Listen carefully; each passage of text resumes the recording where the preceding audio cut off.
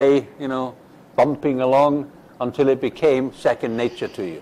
That is the definition of human expertise.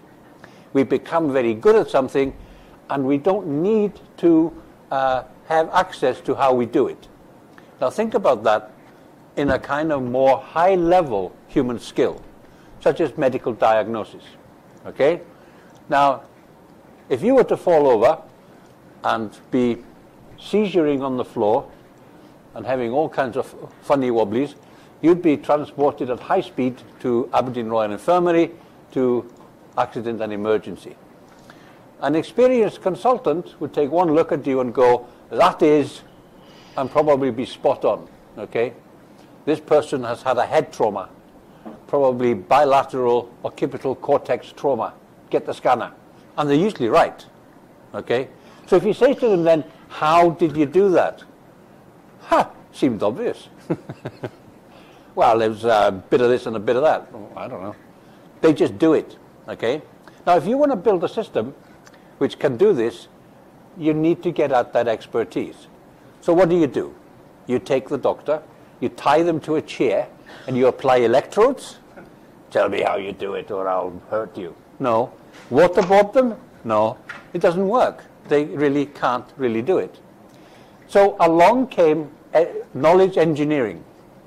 And what knowledge engineering does is that it provides shells for the experts to use, which actually give examples of how they work. Okay? And so they solve problems, and we extract from that. Hey, do you know what that is? Hypothetico-inductive.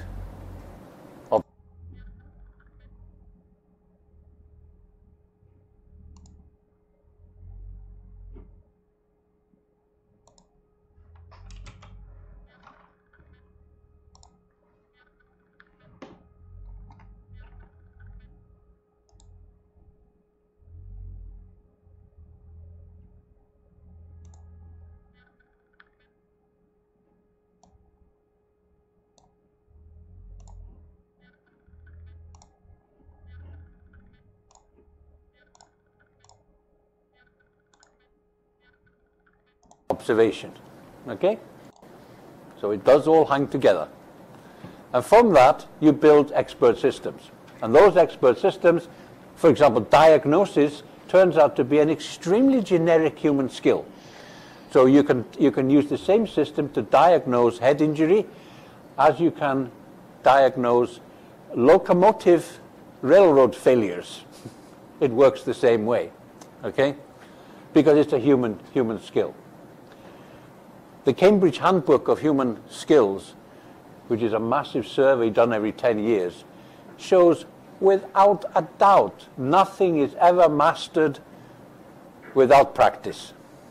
No matter how smart you are or smart you think you are, right, you will never master something without lots of practice. So, having to practice is good, because that's what makes you human. Now, what on earth has this got to do with user interface design? It's got everything to do with it. Because if you say to a user, how do you do this? They go, I don't know. I just do it. Okay? So if you say to them, right, we're trying to build a new text processor or word processor, tell me, how is it that you do that? Should you do this task? You get an attitude from the users which says, leave me alone. I just are doing. User requirements by finding out what we can do, get at easily, what's been published, existing studies, okay? We do some quick studies of users, and then we proceed to build prototypes that the users can actually interact with. And it's through that interaction that they show us how they do things. So, throughout the process, we are capturing requirements. We just do it through software where we don't have to ask them stupid questions such as, how did you do that? Or why did you do that? Okay? So, detailed study of user requirements is the core. Then obviously you have usually a three-phase design process of some kind: conceptual, functional, dialogue. And the conceptual is something you've begun to do, which is to get an overall idea of the system, This is the one part which is the most loose and vague in some senses, but most important. Then you have functionality, call it back-end, and then you design the interaction itself, which is dialogue. Okay? Now, you then have early prototyping, as early as you can manage. And a prototype here can even take the form, as I'll show you, of diagrams and drawings, such as HTA diagrams. They can be rough conceptual designs. They can be storyboards, etc. But they count as prototypes because you're beginning to look at specific tasks and how the interaction takes place. And then you evaluate, okay? And it applies to all aspects of the system, and that includes user support, documentation, the whole lot is evaluated as part of the prototypes, and then you iterate. You obviously make changes, make improvements, test them, find out whether that's the right way to do things, and on you go in a circle until you either have a perfect system, no such thing, okay, you run out of time, which is in your case probably most relevant, or you run out of money, which is what companies do. They don't have endless resources, they've got to meet deadlines and so on, okay, so off they go, okay. But the process usually continues for a lot longer. So, evaluation. You can define evaluation as being really just the systematic ways of collecting reliable and valid data about usage. Okay, the three concepts here are systematic. That's an experimental design applied to anything that you do as far as you can. You know, you do it as rigorously as is possible. Now, reliable and valid are statistical terms. They refer to, and I'll come back to that, they refer to the fact that if you think that you are measuring usability or UX, you need to show that you really are. Okay? Now, there's an easy example of this from IQ. Some of the big arguments that have arisen with the use of IQ tests is the basic statement which says, what you're measuring is measuring something, but it's not really intelligence. Okay? Depends on how you define it. So you're measuring something when you think you're measuring usability, but are you really measuring usability? And I don't want to go into that in too much detail at the moment because, as you can imagine, this is a very rich field of serious argument with lots of different data and so on. It's quite exciting, okay? And then you also want to make sure that if you're measuring something, that you're measuring it the same way all the time. In other words, if you have a questionnaire that's supposed to measure what it is that you're doing, you know, such as measure UX, does it do it reliably each and every time the same way? And again, you can think of that as like an IQ test. Does the test actually measure the same thing all the time?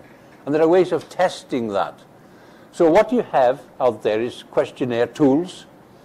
You might be familiar already with SUS, System User Questionnaire, which if you're not, then you will be. It's a standard tool, and that's been now used for years and years and years. We understand exactly what it does and how it does it because of all the data that's been collected. Okay? So these are important statistical ideas, reliability and validity, and we'll come back to those. You then have formative evaluation. Formative just means it is actually informative. It is used usually during the process, okay, and it is usually a bit softer than hard measures used in summative, and you're getting guidance, input from the user as to does this make sense originally? Can you see flaws in it? Is this the way you work? To tell me why you made an error here, and it builds up, you know, with sort of user feedback during the design process. Summative gives usually a measure which says at this point your usability is something and your UX is something. Okay, it's usually quantitative and gives a measure. So SUS that you'll come face to face with is actually has a scale. It's a percentage scale, so that if you have 80% SUS score, you know that what you've got is usable, okay? Then you can ask what that means, okay? Whereas if you've got 10%, it's not. Simple as that. So 50% is either way, and so on. Just very, very common sense, okay? And of course, with other measures, it's not that simple. So if summative was relating to speed, then are your users fast? You've got a measure that says how fast they did your tasks, but is that fast or slow? Well, that is where experimental design comes in that you'd have to say, well, they are better, worse, the same, and so on. Again, we return to that at a later date. So, what's the big issue here? Okay?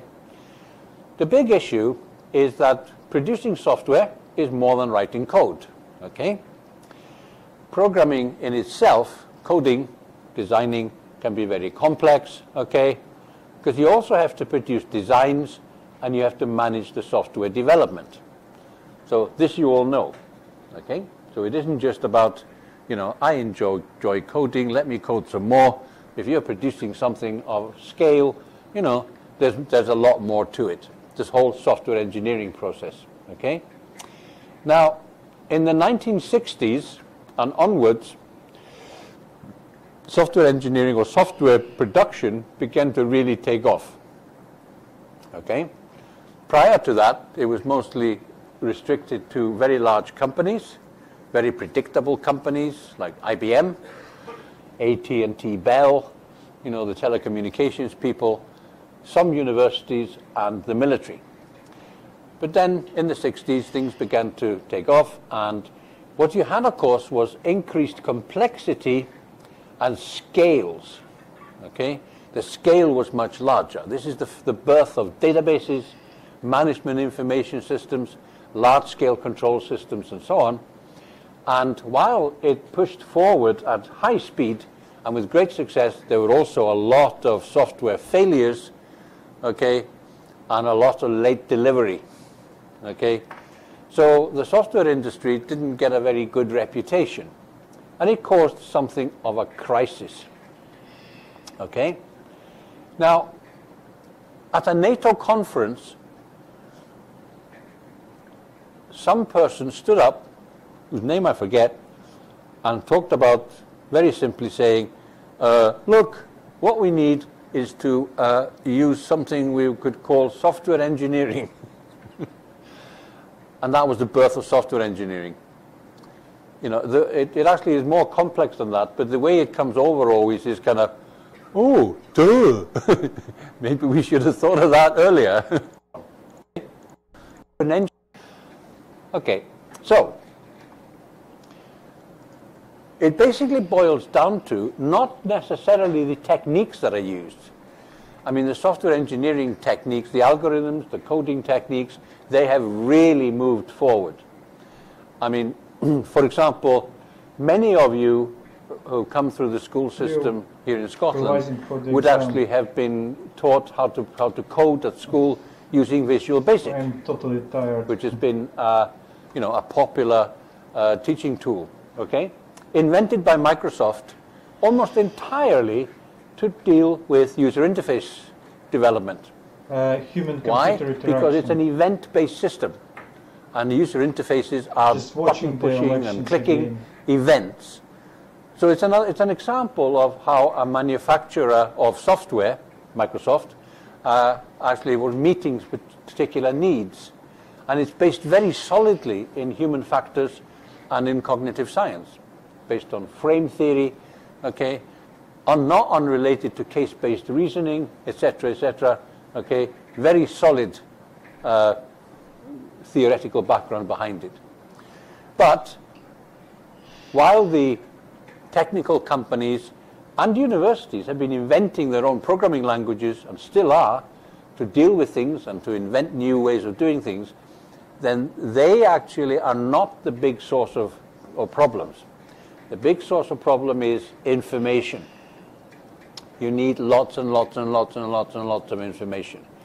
You need information about the users. Сорян. Надо чутка потише сделать, что ли.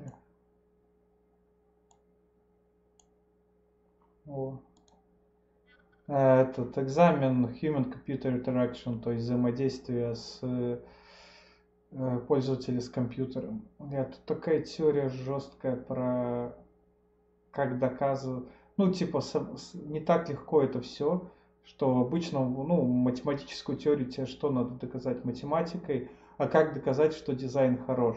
Ну, например. Это вообще жесть. You need to know what the users do. You need to know how they do it, okay? You need to know the environment and the situations that the users work in. The environment and situation are different because the environment is what normally happens and situation is when something actually unusual happens.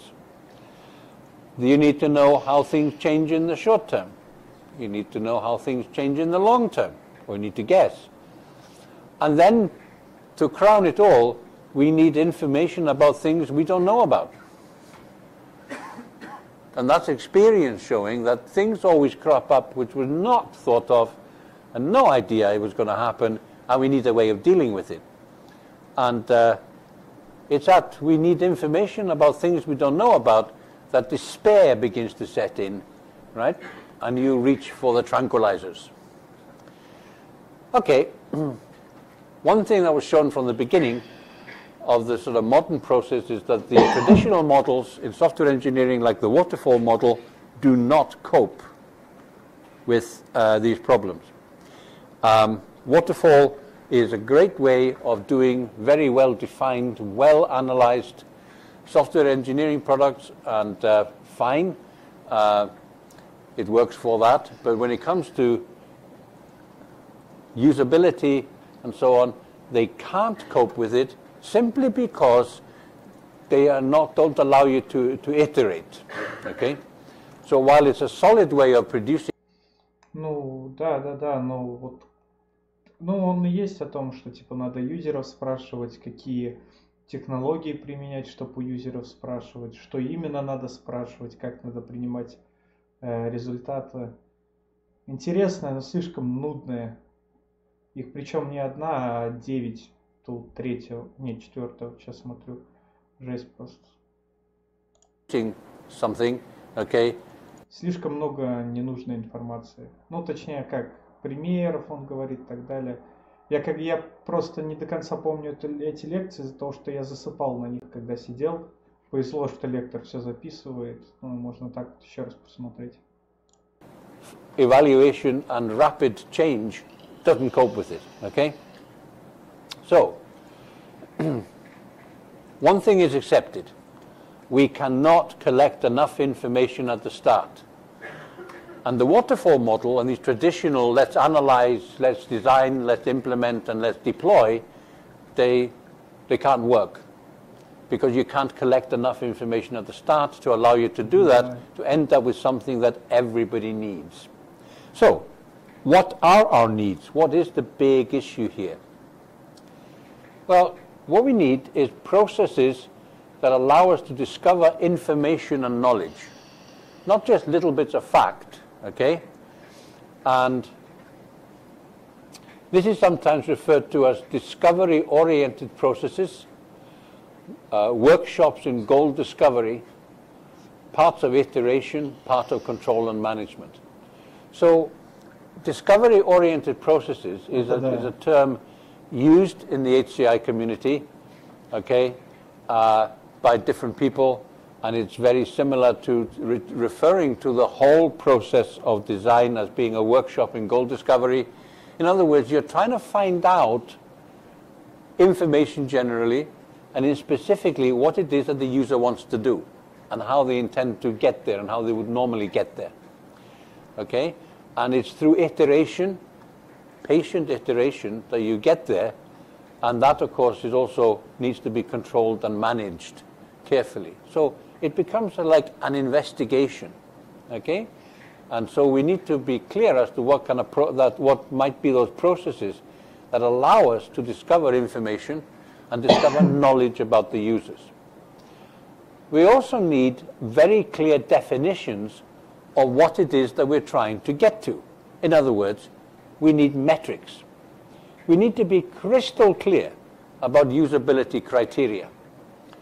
Now, there's no such thing as absolute criteria, but for the system that you're trying to design, you need to be clear as to what do you consider it to be usable when it reaches, etc. What is usability in this case? You can change your mind, by the way, but you need to be working to a very clear definition, not only of what it is, but how it might be measured. You need very clear definitions or objectives, what it is that you're trying to do. It's not an open-ended process at all. You need lots of operational definitions, which means that everything that you do needs to be defined is how you do it. Okay, so if you have a usability criteria, how would you see it? How would you measure it? How would you analyze it? How would you use it? Being defined beforehand, okay? Like I mentioned about the evaluation, you need reliable and valid measurements, okay? They needn't be very, very complex, but they need to be reliable and valid, and you need ways of keeping it all together, which is also called project management, or some kind of sort of methodology to allow you to bring this, because in many cases it's not just you that's doing it with a couple of users. There's a team of people working with hundreds of users in an organization. О, 10 минут осталось, я тебе после So this is what led to the birth of scenario-based design. Наверное, так не слышно, когда перебивают. Если останешься, где 10 минут тут осталось посмотреть лекции, потом могу показать дипломную работу свою. Сегодня сдал, закончил. Так просто задолбал ее писать. Okay. We need a process of discovering things about users and how they use things. We need descriptions of how people use technology. And this led to scenario-based usability engineering. And it's associated mainly with Mary Beth Rossen and Jack Carroll, who wrote a famous book in the 70s about describing this method originally. And they were both at IBM, and then went into academia, and now IBM has adopted their methodology. They're a husband and wife team, and they are both university professors, okay? And they do a lot of their descriptions in the context of learning and education. And if you're interested in the actual title, Usability Engineering Scenario-Based Development of Human-Computer Interaction, then we have multiple copies of the original book in the library, okay? And I use a lot of their examples. They are very, very bright people. So anything that has Mary Beth Rossen and Jack Carroll on it is worth reading. So, what's a scenario? Well, surprise, surprise, a scenario is a description of something, okay? And that would actually include things like stakeholders and users. Now, the fact that you want to describe the users should not come as any surprise. That's what it's all about. But what they have included as well is stakeholders. A stakeholder is somebody who actually may not be a direct user, but has an interest in the system which might influence its development. So, simple example of a stakeholder is, for example, the management of an organization, the funders and financiers of a project, okay? Or let's say your mum and dad, who might be paying for your education, okay? They're not doing your education, but they will be stakeholders in you doing okay, and so on. Then what you're interested in is what you could call typical usage. Not necessarily exceptional usage, that comes later, but typically, can you get a descriptions of how things are used? And then can you look at problems, what problems there might occur, because you would have to overcome these. Now, you should already be seeing the fact that there is something rather unique about this, and because at this stage, this is non-technical. okay? Which means that you can ask the question, who writes the scenarios? Well, it could be the designers, it could be the users, it could be the designers and the users working together, it could be some experts you've brought in who are experts in a particular area, okay? It could be anybody who can want to provide information that is relevant, okay? Now, it's all of these, obviously. And an expert, for example, would be somebody like Michael Heron in this school, who actually is an expert on special access on users with disabilities. So if you had an issue in a system, he might write some scenarios for you that tell you about the special access that might be a good idea through, for example, gamification, which is the kind of work that he does. So that's an expert, okay? But what you should see is that it is not about technical language here. This is not about some, technical methodology. It is about the fact that if you have a scenario that's simply a description, then anybody can write it and anybody can read it. Now, if anybody can read it, they should be able to understand it and provide you with feedback. Okay? Now, scenarios don't remain just simple words for very long, as I'll show you. They start to go into other areas of more technical descriptions and so on. But the users usually follow into this as well and provide valuable input if this is done actually properly. So we're simply talking about, scenarios. Now what's happened, the way that, don't forget, IBM owns the Unified Modeling Language. And within the Unified Modeling Language, there is use cases.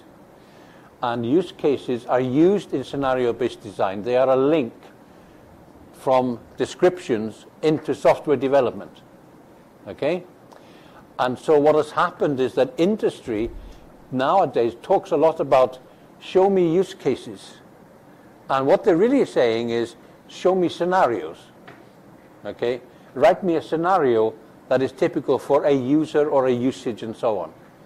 So the only reason I tell you that is that so you're not at all confused by language, because this is very current, if you like, and I notice that industry tends to be sort of using it not strictly correctly, but the meaning comes over as to what it is that they are wanting and what they need. Okay? Now, this obviously, like I was implying, begs the question, are scenarios too simple? I mean, how far can we go with simple descriptions? Well, they can give an impression of simplicity, okay? So a basic scenario is simple and meant to be simple, because they can be written by users with no technical skills or no knowledge at all of, technical knowledge. They can be read and understood by everyone, and this allows immediate evaluation with all kinds of users. However, мне вот эти сценарии нравится, так подумал, приводить с примером того, что, когда ты например, разработчик сайтов или игр, без разницы, разработчик чего-то, и ты пишешь, в данном примере разработчик сайтов, и ты пишешь там в своем, не портфолио, а в приложении, где люди будут смотреть за тобой. Это ж не CV-шка, где ты на работу подаешься, там читай, я делаю сайт под ключ, знаю технологии такие-то, такие-то, такие. Кого это вообще парит? Заказчик придет, посмотрит и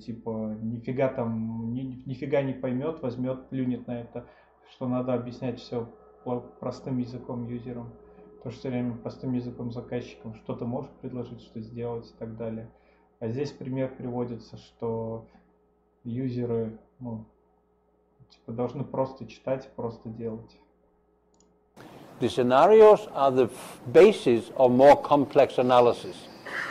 I'll show you something called claims analysis, which looks at the pros and the cons of various features.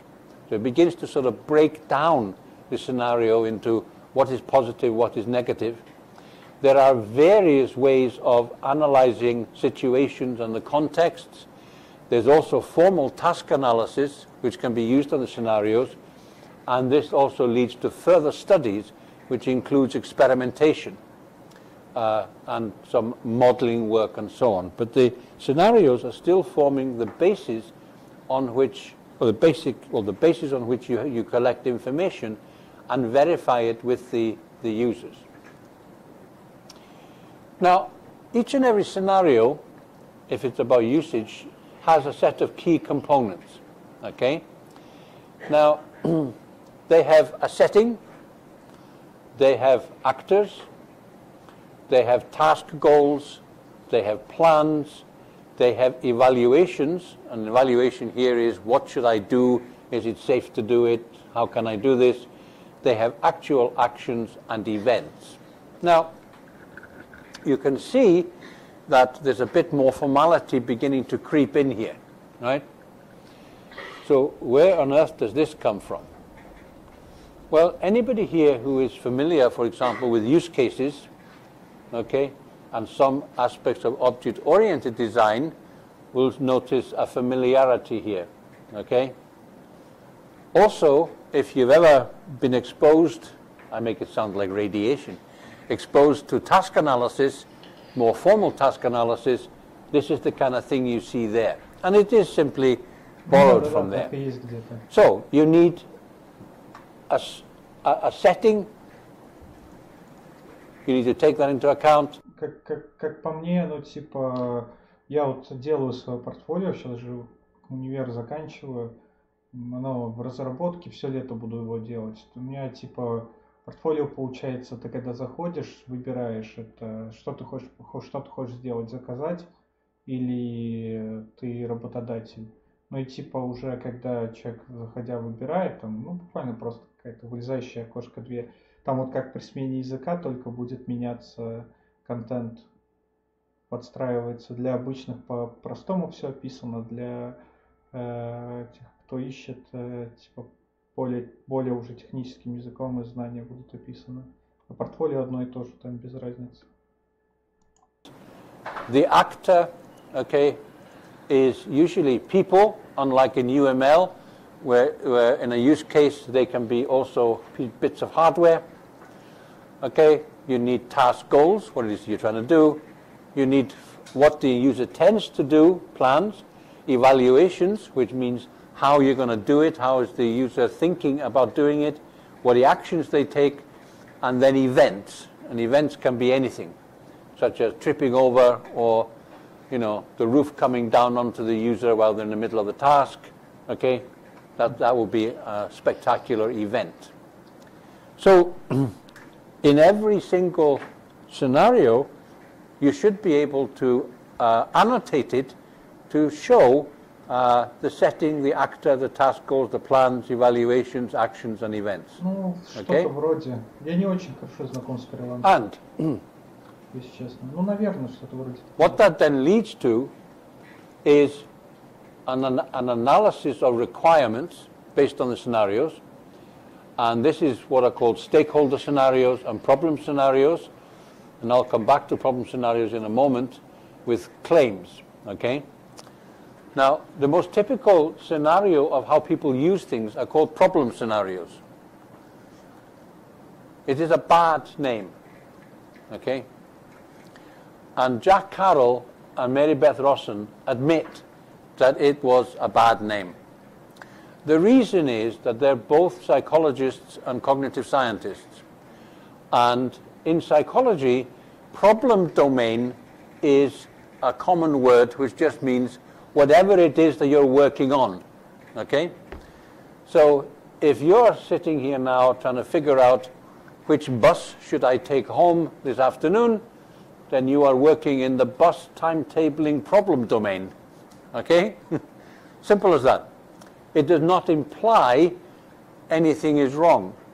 So they used the word problem scenario, meaning problem domain. So a problem scenario can be something which is not negative, just ordinary usage.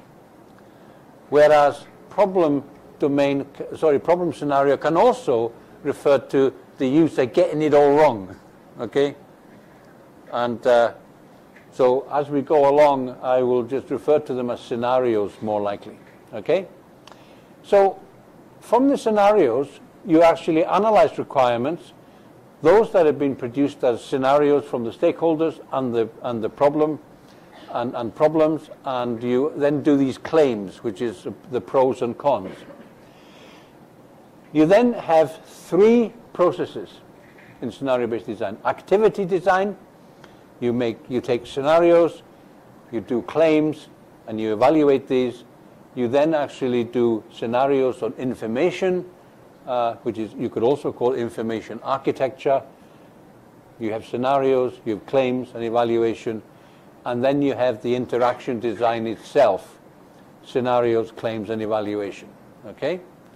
And this is the main characteristics of scenario-based design. It's been shown used, you don't use it necessarily in a strict manner, but using these kind of concepts and using these kind of methods has been shown to greatly enhance the amount of information that can be gathered and used in the actual designs themselves. Okay? And so you'll have to wait till next week for the second installment. Вроде неплохо, но, блин, много терминов надо запомнить. Так, что я там хотел похвастаться. Я тут записываю, смотрю лекции, потом записываю. Все делаю. У меня получается, дипломная работа, вот она. Ой, так, ее видно вообще? Где-нибудь вот так вот должно быть видно.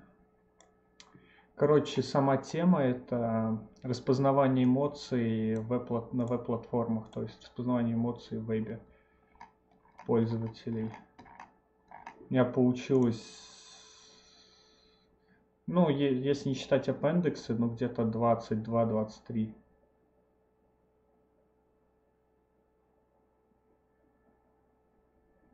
Это... Да, скучновато, еще куча лишних примеров, куча лишних имен, куча всякой такой информации, но, блин, экзамен-то будет. У меня причем, ладно, перед дипломной, у меня причем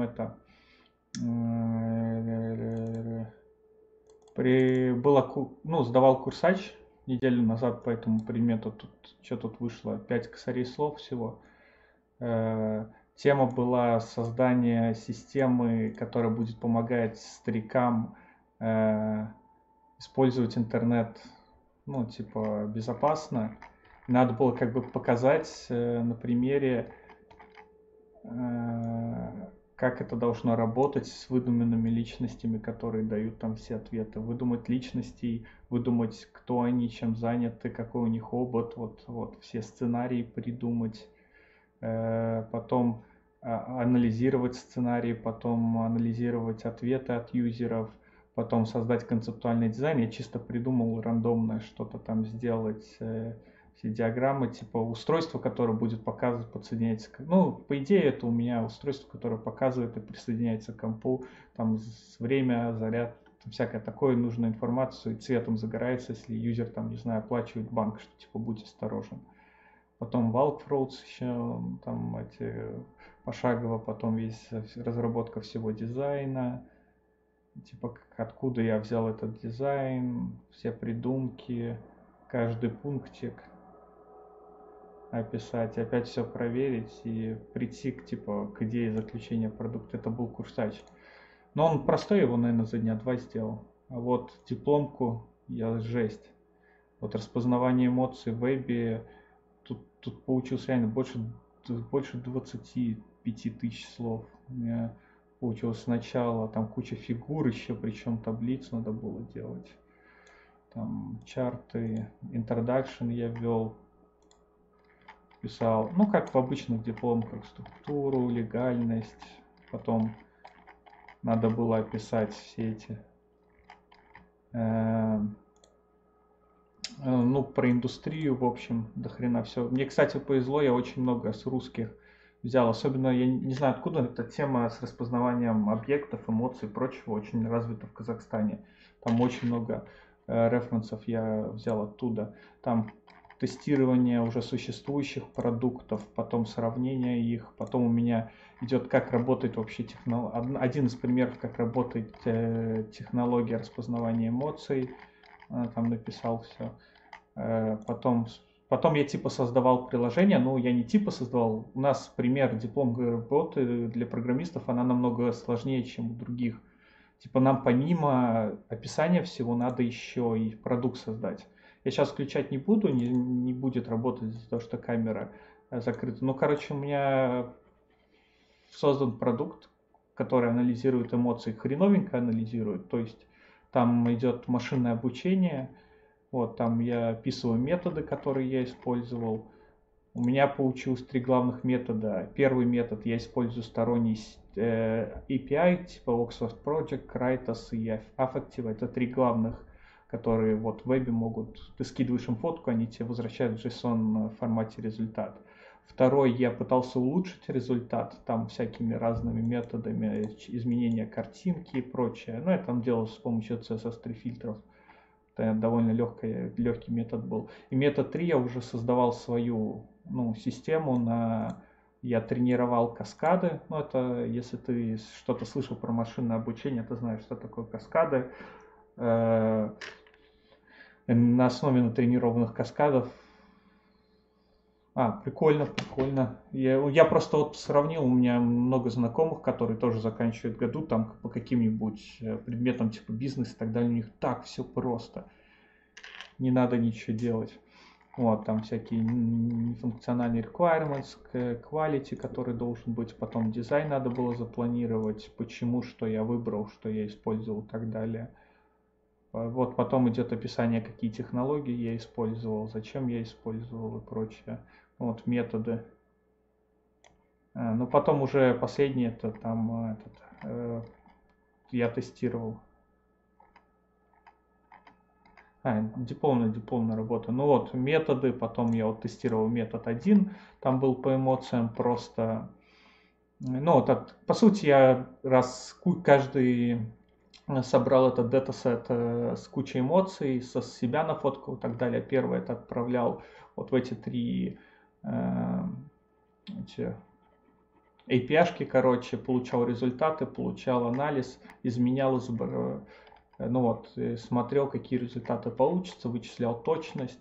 Потом методом вторым я изменял изображение, вычислял точность, повысилось или нет. И третий метод, вот я натренировал свою систему.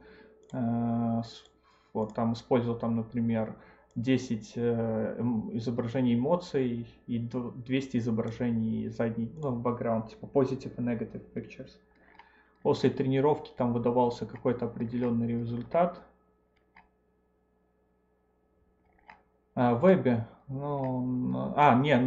сама приложение сначала на питоне с OpenCV библиотекой, а в вебе уже сделано бэкэнд на Node.js с использованием там дохерища всяких модулей дополнительных.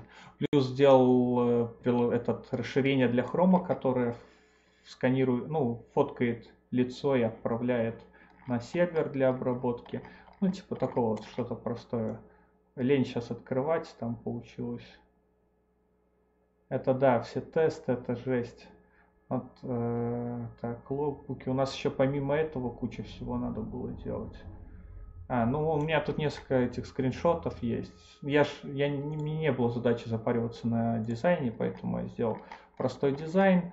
Ты там есть какой-то сборник например, по определенному видео эмоций, идет анализ эмоций, там показывает, как я получаю в JSON формате эмоции, анализ можно переключать, там, не помню уже какая JS библиотека для графиков, можно применять CSS3 фильтры, чтобы изменять изображение, получать какое-то новое при фотке, и можно в вебе сделал еще, что можно, этот питонный скрипт по сути перенес в веб, что можно загружать изображение, и он там находит, если находит эмоцию, показывает, какую эмоцию нашел и где, если не нашел, то ничего не показывает. А там приложение для хрома, расширение просто фоткает. А так вот работает, типа, скрипт на питоне, он сканирует каждый, каждый фрейм картинки и там определяет, нашел ли он какую-то эмоцию или нет.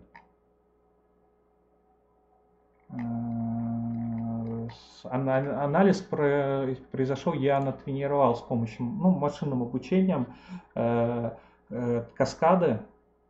Как я еще говорил, это слишком сложно объяснить, я сам не до конца понимаю, как это все работает, хотя основу понимаю, но не так глубоко. Натренировал каскады, то есть имел определенный список с эмоциями, определенный, позитивное изображение, определенный список негативных, и тренировал, он находил точки на лице, которые повторяются на каждом изображении. Например, там на эмоции счастья всегда глаза немножко, рот немножко увеличен. И тем самым он запоминал, что на каждом, после тренировки он запоминал, делал hard cascade, который понимал, что на каждом изображении, где эта эмоция, должны быть вот такие-то пунктики.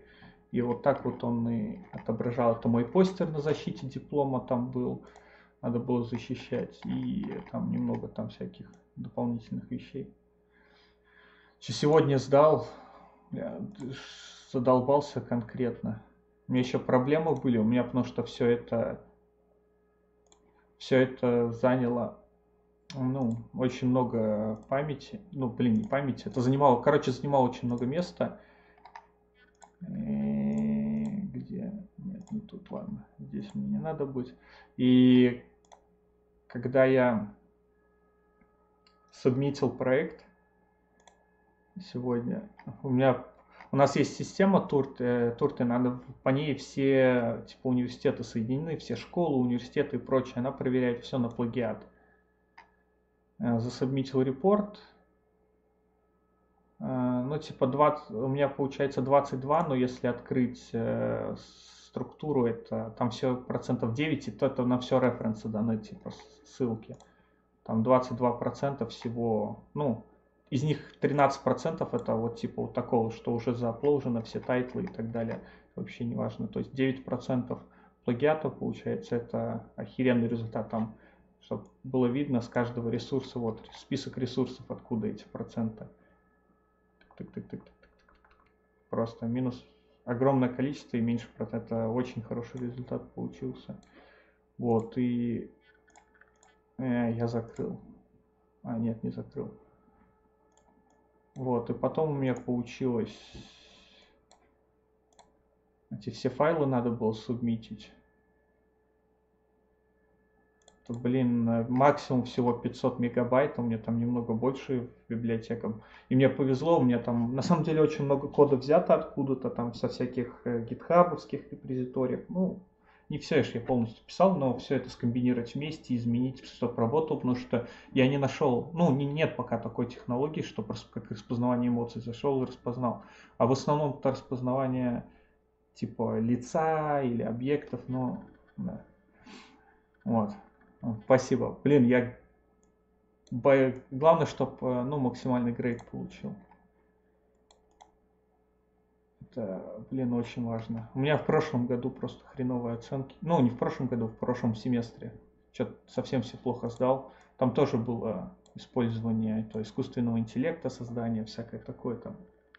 Короче, что-то у меня там все плохо получилось, поэтому в этом все в порядке дел. Вот, такие дела. Так, а следующая лекция у нас по какой теме? Сейчас были, по сути, подведения к сценариям. А я там где-то далеко сижу. Знал бы, что на видео... Кстати, не знал, что видео снимать. Знал бы, что на видео попадет, наверное, подсел бы ближе. Чтобы меня было видно. Так. Лекция 4. Что у нас тут?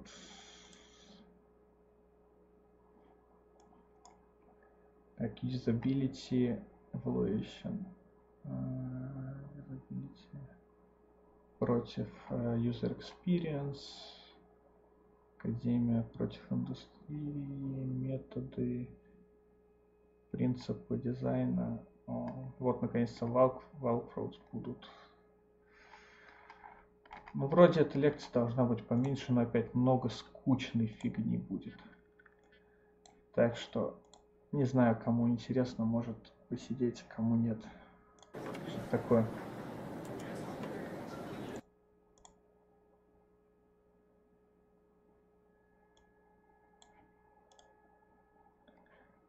Ладно, это такое, не столь важно, там только основа. Не, хотя мне понравилось там в одной из прошлых этих,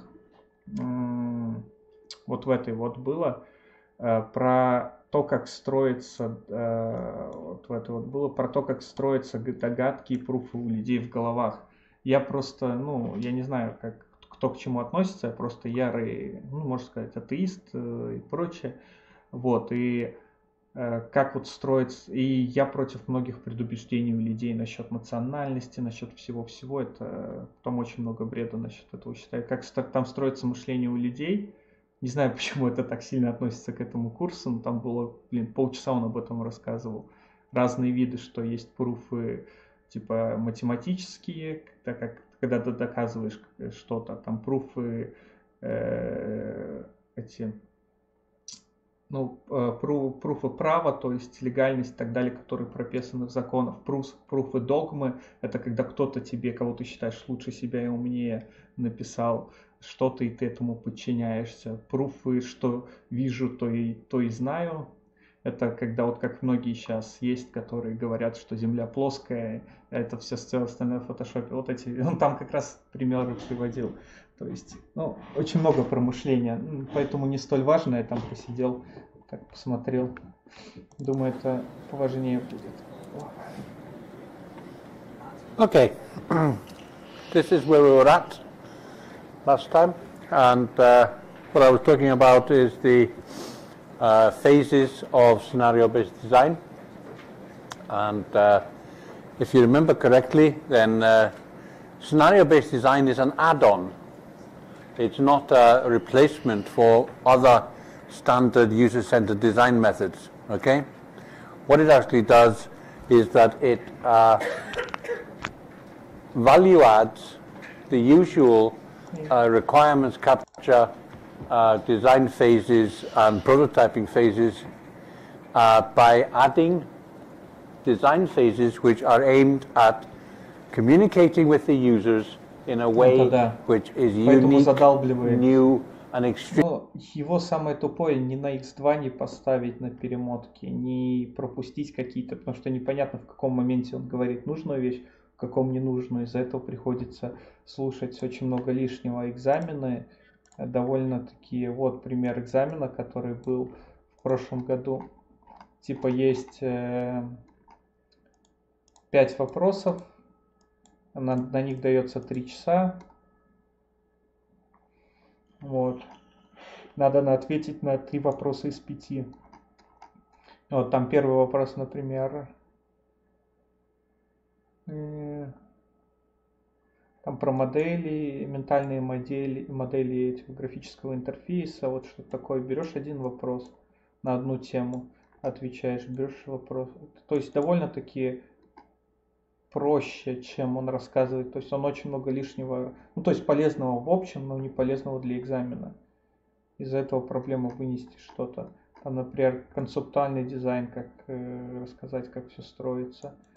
По сути, я могу просто выбрать несколько тем, их заучить, и потом, которые попадутся, ответить, которые не попадутся, выкинуть. Но я на этой штуке, у нас полкурса на этой штуке попалось в прошлом семестре, из-за этого до сих пор идет, решают, кому там повысить оценку, кому не повысить оценку за прошлый семестр, потому что у нас был экзамен, и там было 9 тем, по модулю. Я, как всегда, выучил 8 тем, одну самую сложную для меня, не стал учить. Там была, security. Не стал учить, короче, почти никто не стал ее учить. Все забили на нее, а лектор составил экзамен неправильно. У нас как бы вот 9 тем, 5 вопросов. То есть 5 вопросов по 5 темам, выбранным рандомно из этих 9. И вопросы, эти 5 вопросов могут иногда включать, немного затрагивать другие темы. Вот. И поэтому всегда ты получаешь какое-то количество вопросов, ты как минимум можешь один выкинуть. Вот всегда такое было. А там получилось так, что он 3 вопроса из 5, а там надо было ответить на 4 из 5. 3 вопроса из 5 задал по одной теме. Именно как раз той, которую я не учил. И которую почти никто не учил, потому что она была не то что самая сложная, но самая такая запутанная. никто ее не хотел. Из-за этого очень большое количество людей хреново сдало экзамен в прошлом семестре. И никак это не исправить. И поэтому я в этом году, я лучше все послушаю, все посмотрю. Okay? Все послушаю, все посмотрю, все, что делают, все запомню, а то вдруг какая-то такая подстава будет. So, this is why the design phases themselves are called activity, information, and interaction. But basically, if you've had any experience of user-centered design, you'll recognize them as being fairly standard, but with additional activities added on to do things. Okay? Now, if you're designing something, like a user interface, you can actually slavishly follow scenario-based design. But what tends to happen is that what developers tend to do is to grab bits of it, like initial scenarios, like activity design or interaction design or whatever, to suit a particular project and to use the techniques to increase information flow to and from the users. Okay? So, as always, okay, you have the analysis of requirements. This is the early stage where you speak to the users, you work with the users, you go with the literature, and this is where you can actually write problem scenarios and you do claims, okay? So I've mentioned that, but you haven't got much of an example of that yet, okay? The first then of the sort of more advanced stages is activity design, and this is where we were at last week, and so I want to continue on that, down that same route. And what this involves is designing effective activities. Короче, я говорил с несколькими работодателями, так сказать. У нас, например, я знаю одного мужика, один из создателей ATM-машин, ну, всех, вот он американец, просто живет здесь, в Шотландии, переехал, продал весь свой бизнес. Он один из первых создателей вот этих всех банковских машин, он там миллиардер, неважно. Он приезжал, ну, у нас часто вот так вот приезжают какие-то, разговариваем по теме и прочее, можно отдельно попросить пообщаться. Вот я с ним поболтал, что вообще нужно, какие вещи вот для портфолио или что-то такое подобное.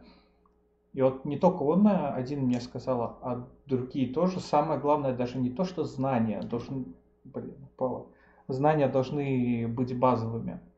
Ну, смотря, конечно, на какую ты роль претендуешь, но если на что-то маленькое после универа, то знания должны быть базовыми. Главное показать твой как бы потенциал и обучаемость. И он сказал, вот я ему показал свою бета-версию портфолио, вот что он об этом думает. И он сказал, что да, там, ну, кучу всего накидал, но он лучше, чтобы, типа, и вот если я знаю много технологий, там, например, просто сделать это портфолио или какой-то определенный сайт, там, не знаю, связки Мина, ну, то есть MongoDB, Express, Angular и Node.js, ну, min стак. Вот сделать какой-то сайт в этом стаке, потом сделать какой-то в другом стаке, например, сделать, ну, этот обычный HTML, PHP, Apache, не помню, как он называется, PHP, Apache, ну, короче, при использовании обычных и MySQL, ну и так далее, попробовать разные, просто показать, что ты можешь обучиться спокойно другим технологиям и так далее. Вот смотрю на это и думаю, вот в основном я вот сейчас один сайт хороший делаю, но просто сейчас времени нет. И вот я думаю, я его сделаю просто на разных технологиях, как для портфолио это будет, ну, как портфолио для работодателя, как портфолио для, ну, так называемого фриланса. Мне иногда там сайты всякие такие плюшки заказывают. Там будет, что там будет? Там будет уже другие там примеры, реальные примеры, как вот я сделал сайт или что-то. Потому что я не только сайтами занимаюсь. Я сейчас чутка прервусь, сори. У меня вот, например, не увидеть. Ой, сейчас кто-то все мои эти увидит. Неохота показывать. Вот. И там получается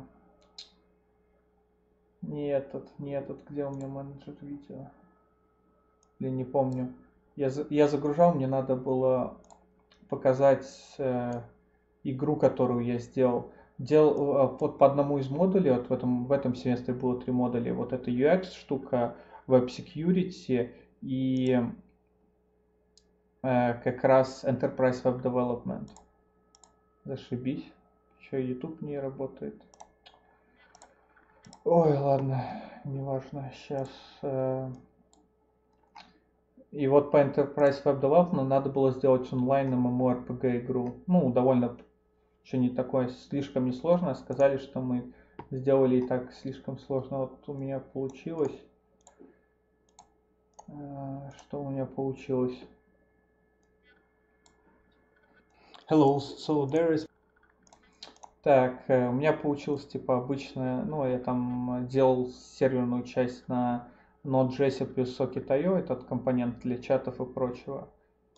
И движок использовал Unity. Там получилось, что ну, сколько угодно людей может присоединяться. Все это синхронизируется между ними. Плюс они там могут убивать друг друга. Все также синхронизируется и прочее работает. Типа...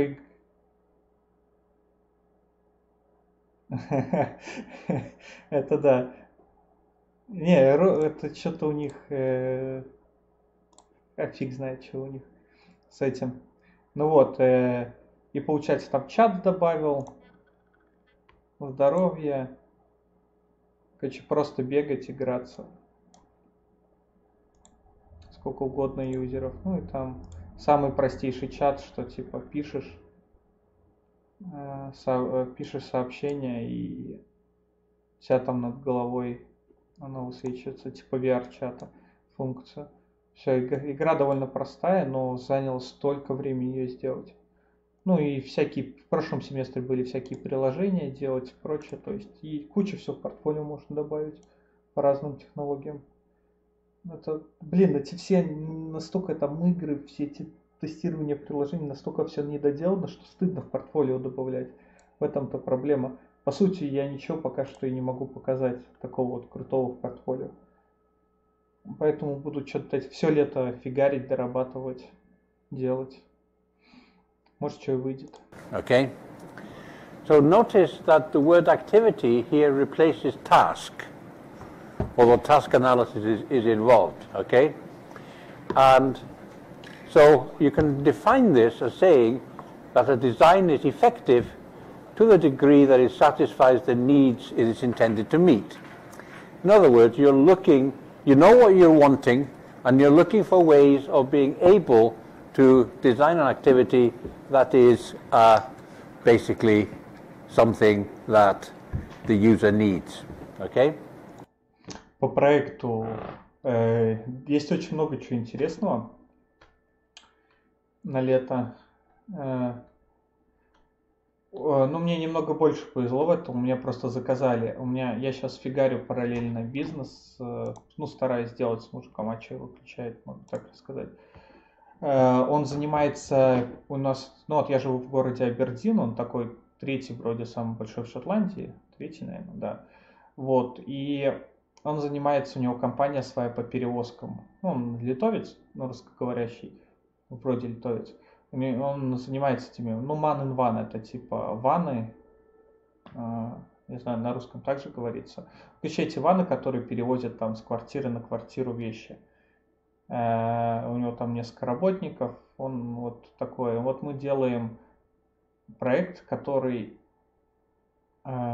будет координировать что-то типа логистической системы внутри всех вот этих компаний, потому что их по UK там, блин, там 5000 этих компаний.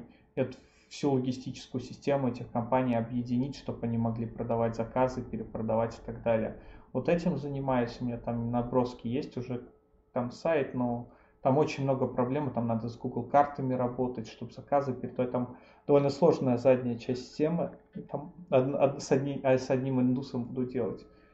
Вот. Что-то еще там несколько проектов для одной хлебопекарни. Ну как, у меня батька живет в Ирландии, там со своей женой.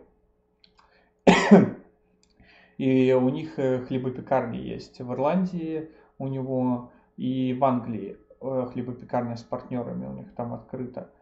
Вот, и у них система для бухгалтерии, там очень много надо вручную вводить, очень много где-то теряется, кто-то там ворует хлеб и так далее. Все это теряется, где-то находится. Ну, короче, много проблем с этим, и там они используют Sage для бухгалтерии приложения. Блин, он мне звонит.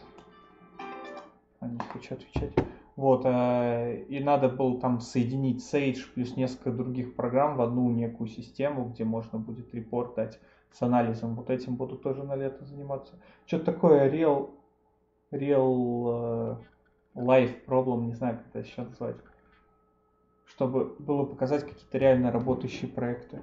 Я с этого денег практически, копейки могу получить. То есть бизнеса по логистическим, я не знаю, там реально в месяц, даже если монетизировать это, как там копейки будут с хлебопекарни, с батьки, там тоже по сути копейки получу за всю работу. Но уже будут какие-то живые проекты показать, что я на что-то способен.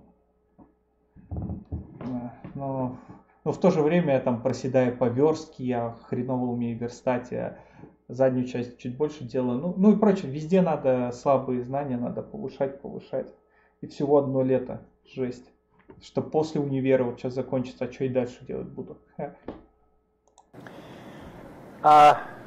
You then almost at once Так, я что-то на самом go деле back to it. пропустил, You write problem scenarios and you do claims, okay?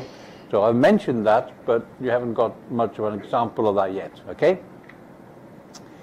The first then of the sort of more advanced stages is activity design, and this is where we were at last week, and so I want to continue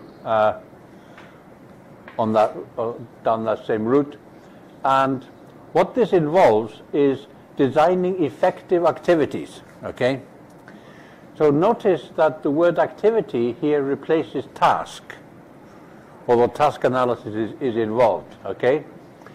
And so you can define this as saying that a design is effective to the degree that it satisfies the needs it is intended to meet. In other words, you're looking, you know what you're wanting, and you're looking for ways of being able. В смысле, как я буду разрабатывать это все? Да, это как, по сути, коммерческий, некоммерческий. Я не знаю, я стримлю так больше по фану, мне... видишь, как вот ты сейчас один смотришь, наверное, не знаю, там на много сервисов поставил ретрансляцию. Имеется в виду, что просто посмотреть что-то, проконтролировать себя если просто сижу, я там отвлекусь, там, не знаю, какую-то серию, что-то сериальчика посмотрю, в телефоне положу, попрыгаю туда-сюда, потом возвращаюсь, и это все происходит так, что очень много времени впустую выкидываю. А когда я камеру включаю, у меня что-то получается, просто я знаю, вот сейчас я знаю, что ты есть, а обычное время даже я ж не вижу со всех сервисов, кто смотрит, кто-то иногда там в чат что-то пишет. Я вот как-то могу сконцентрироваться полностью, потому что знаю, что за мной следят. Мне только чисто в этом помогает. Это довольно-таки прикольно. People to design an activity. И на вопрос я так и не ответил. Да, я буду, наверное, все стримить. Это, по сути, даже вот эти два, которые я рассказывал проекты, это, по сути, коммерческие, но они как бы мои получаются. Что в этом нет ничего такого, что это мне не кто-то поставил жесткие рамки, что ты должен сделать. Это мои проекты, поэтому, да, я, скорее всего, буду их стримить, как я буду их разрабатывать. Но это я посмотрю уже потом, как пойдет. Может быть, мне не удастся хорошо писать код и в это же время стримить, а может удастся. Посмотрим. That is basically something that the user needs, okay?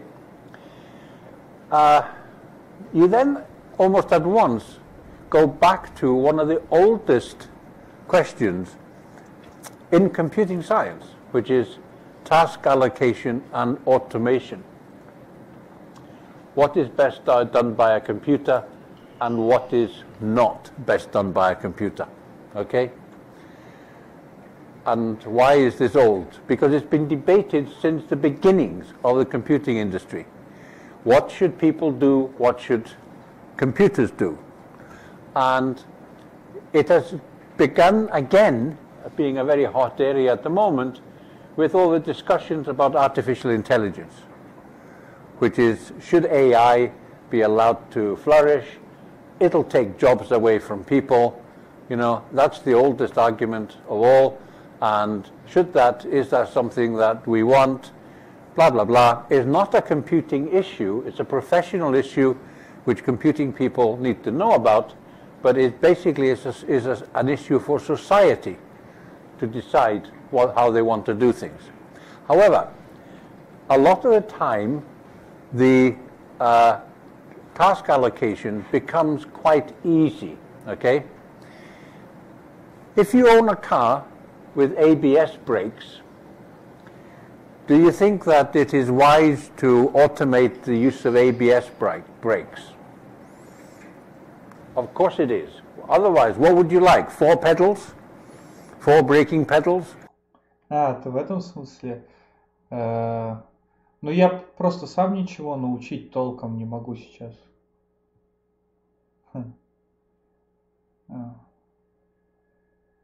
Да-да-да. Вот как вот приходит такое сообщение, вот как, вот что ответить? Как сказать, мне по сути научить нечему, у меня основы, основы во всем есть, типа в вебе, в играх, во всем такие как-то определенные основы. Да и как само вот программирование, как для меня основывается не на том, что у тебя какие-то крутые знания. Вот если ты крутой программист, тебе надо управлять командой, да, у тебя должны быть знания. Как для меня это больше решение проблем. То есть вот когда обдумываешь, как проект какой-то сделать, разделяй на проблемы. То есть, ну вот функцию, надо добавить эту функцию разделяй на много маленьких функций. Каждую функцию из маленьких еще разделяй на более маленькие.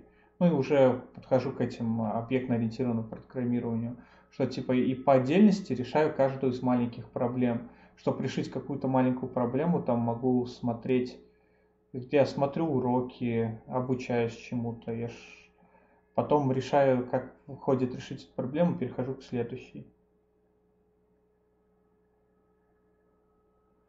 Oh man, because I'm streaming not only on this one, I'm talking with another person. Don't worry. You can go away.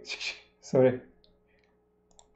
That you have to actually move your both feet on so fast that... Это, если что, там чувак просто пишет с другого сервиса. Я не знаю, у меня на стриме настроено, что вообще видно сообщение или нет. Без разницы. You actually can break each wheel at the same time. There, you wouldn't do very good at that, okay? And here, automation is by far the best solution. You just brake and you let a piece of software take care of how it's done, keeping you straight, okay? You can see how it was many ways easy in the avionics industry to take some tasks that people are bad at when they're flying and let computers do that, okay? But let people do the task where they really are good at. So computers are not creative, okay? Okay, I'll accept arguments if people want to go into the area of, machines being creative, but generally the ideas come from us and the boring tasks go to the computers, okay? But it still becomes a key issue. Не знаю. Ну, вроде должно. Так, вообще видно сообщение? Да, нет, видно на стриме. So, one kind of piece of terminology which is quite dominant in scenario-based design is to reason about things. It doesn't mean that, oh, we've done a simple task analysis, therefore we have decided it must be this, okay? This is to allow you to think about it, not just as designers, but also... Если что, ты меня не прерываешь, еще это хорошие вещи, которые у меня модули другие, тоже вопросы могут возникнуть. Плохой код, а что такое плохой код? Ну, типа костыли в коде, не знаю, как если костыли оптимизированы, нормально. Плохой код это что-то вроде, насколько я понимаю, это плохо, ну, то есть давать плохие эти названия переменным неправильно, есть же определенные принципы. Давать там место использования, как это называется, я забыл. Ну, то есть каждая часть кода отвечает за одну функцию, а многие намешивают это все в одну. То есть у нас есть там класс, который отвечает за одну вещь, класс за другую, класс за одну функцию, другой класс за другую. Этот класс обращается между собой, ну, что-то типа такого. И сделать как можно больше классов, которые, ну, чтобы каждая функция была отдельно. Ну, это типа хороший код.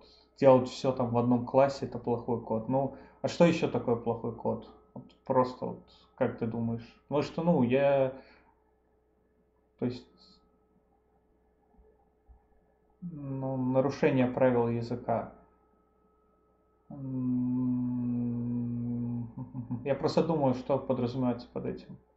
Оформление кода, типа табуляция и прочее, это, ну да, это важно, но когда ты это изучил, вот как мне, вот те же правильные имена переменных и прочее, это да, идет, все равно все правильно идет, но вот нарушение правил языка, я просто думаю, что это до конца значит.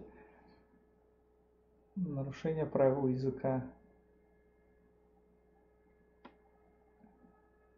Ну, это получается... все. Короче, понял я. Все, я додумался о чем-то. Ну, да. Да, это тоже. Но это такие вещи, которые, как по мне, должны быть на автоматическом уровне. То есть, когда человек учится программированию, как по мне, в любой книжке, в любом... Не, ну на курсах, наверное, нет.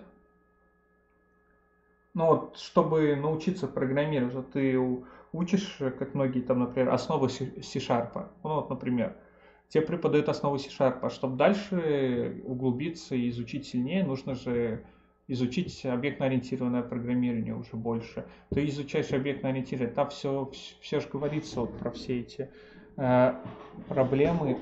Это только если ты вот начинаешь какие-то основы учить, да, там в основах не столь это все важно, а когда что-то больше уже делаешь, там это на автомате идет, как по мне. Ну, просто вот если любой код заглянуть, это как можно параллель привести вот код и, например,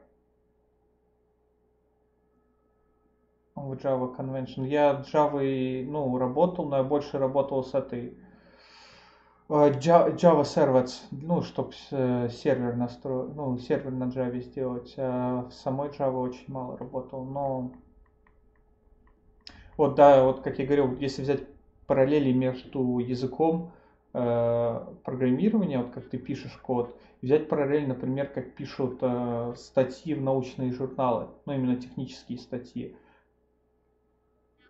Даже профессионалы, там, доктора наук, типа профессора, вот я для своей этой дипломной работы очень много читал, они допускают ошибки в языке, ошибки в оформлении, ну вот, как сказать, ошибки в оформлении текста, то есть та же табуляция неправильно, заголовки неправильно. Все это случается и с профессионалами, просто главное, чтобы было понятно, четко и без ошибок. Ну, как по мне, не всегда настолько важно, чтобы код был вот идеален до предела. Он должен быть хорошим, да, это правильно. Чтобы другой с комментарием, чтобы другой человек мог посмотреть, сказать, да, прикольно.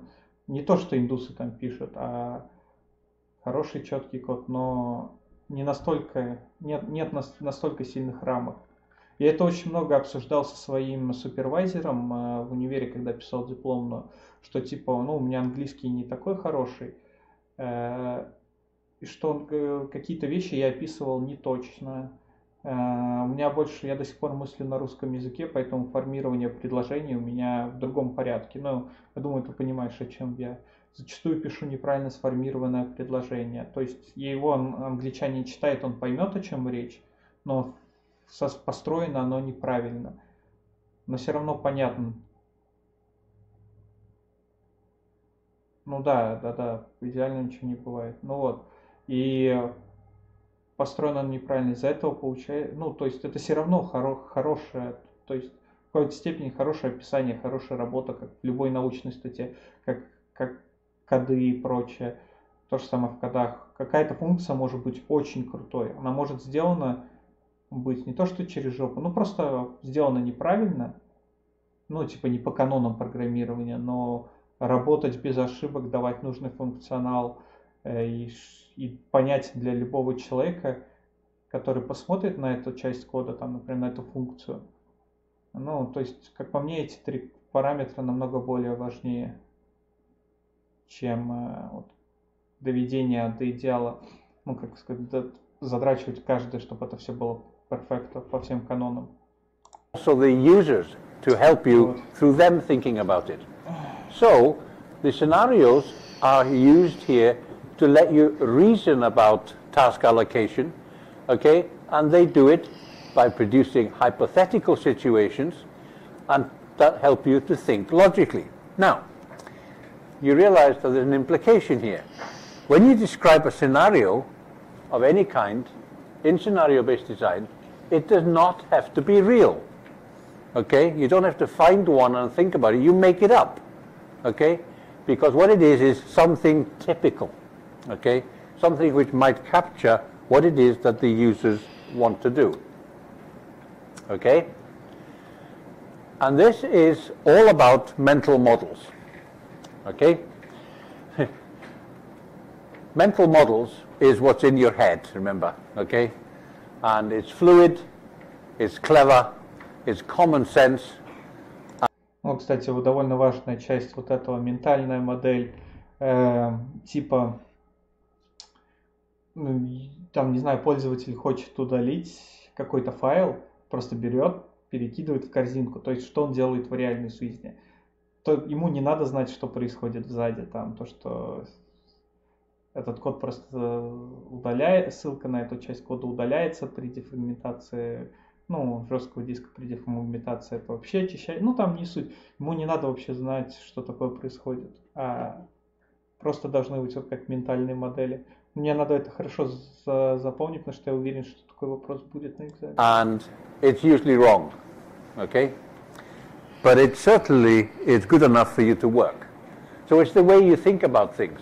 You can have some fun with this in that if you get people to describe out loud to you how they think about things, like scrolling windows, you get people using metaphors like toilet paper. Так сам ООП, ну, объектно-ориентированное программирование, подразумевает уже архитектуру, ну, когда ты делишь все на части, что есть каждый там класс отвечает за определенную функцию, ну, у него есть определенная роль. Это уже подразумевает, что ты можешь расширить систему, что ну, вот когда я игру там делал, ну, которую я показывал для модуля по курсачу, что, то есть у меня определенный класс отвечал за атаку, определенный класс отвечал за движение, определенный класс отвечал за, я не знаю, не помню за что. Ну, короче, вот, например, у меня есть вот определенный класс отвечает за движение, определенный за атаку. То есть сначала, что произошла атака, я кликаю на пользователя, происходит движение, потом атака. То же самое, что если я хочу открыть там какой-то сундук, происходит движение, потом открытие сундука. То есть используется класс движения. Ну, это ж типа, это есть, ну как бы это и есть архитектура, но в то же время это и есть обычная, только правильное объектно-ориентированное программирование, когда каждый объект, каждая вот функция, каждый класс отвечает за свое что-то, что можно присоединить к чему-то. И, ну, то есть частью информации воспользуется в другой. You know, you pull on the toilet paper and whirr, down it comes, okay? That's scrolling. Fine, if it works for you. It's the same as the classic example is how to delete a file. There is obviously no bin, no garbage bin and things like that, but that's irrelevant how it's done technically. But to the user, it's straightforward.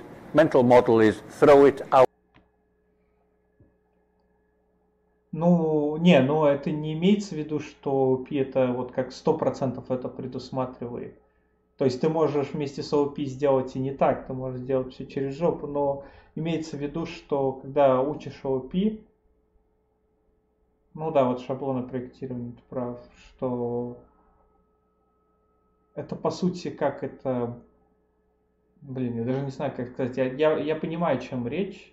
И, ну, ты вот все правильно сказал, я просто, возможно, неправильно выразился.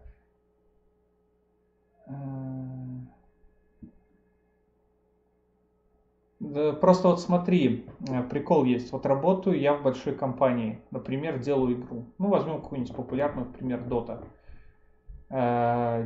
Фигарю игру. Вот один отдел там отвечает за какую-то определенную функцию, другой отдел за другую, третий за третью, четвертый за четвертую. Потом в моем отделе есть там разные группы, каждая группа отвечает за часть этой функции. Потом в этой группе нахожусь я. Я должен реализовать в этой функции какую-то ее определенную часть.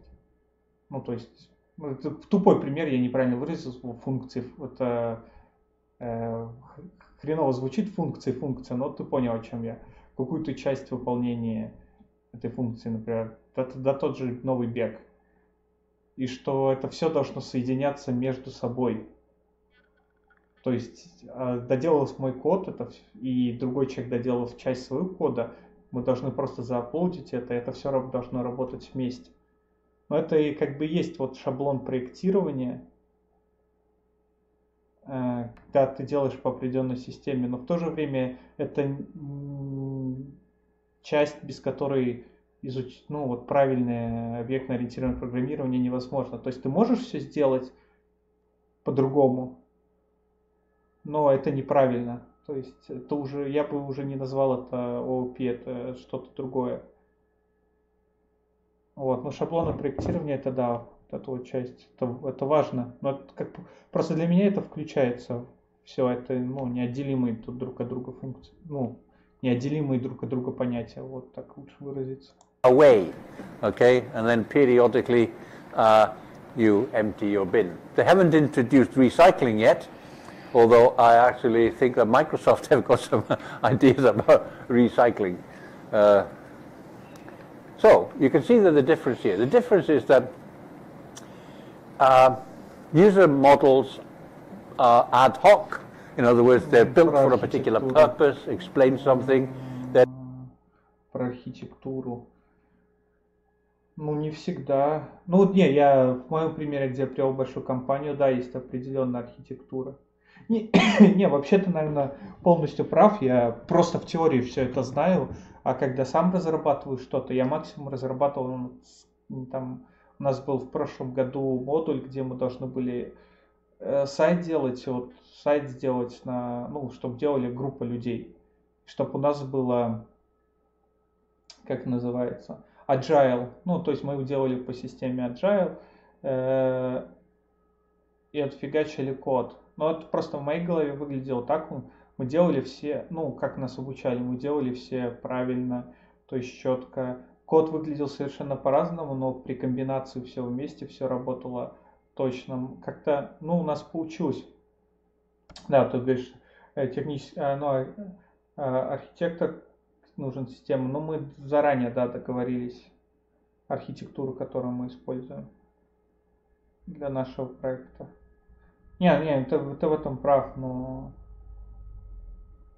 я не знаю, для меня все равно как-то это ты делаешь всегда на то, чтобы можно было расширить, на то, чтобы можно было использовать эту функцию в будущем.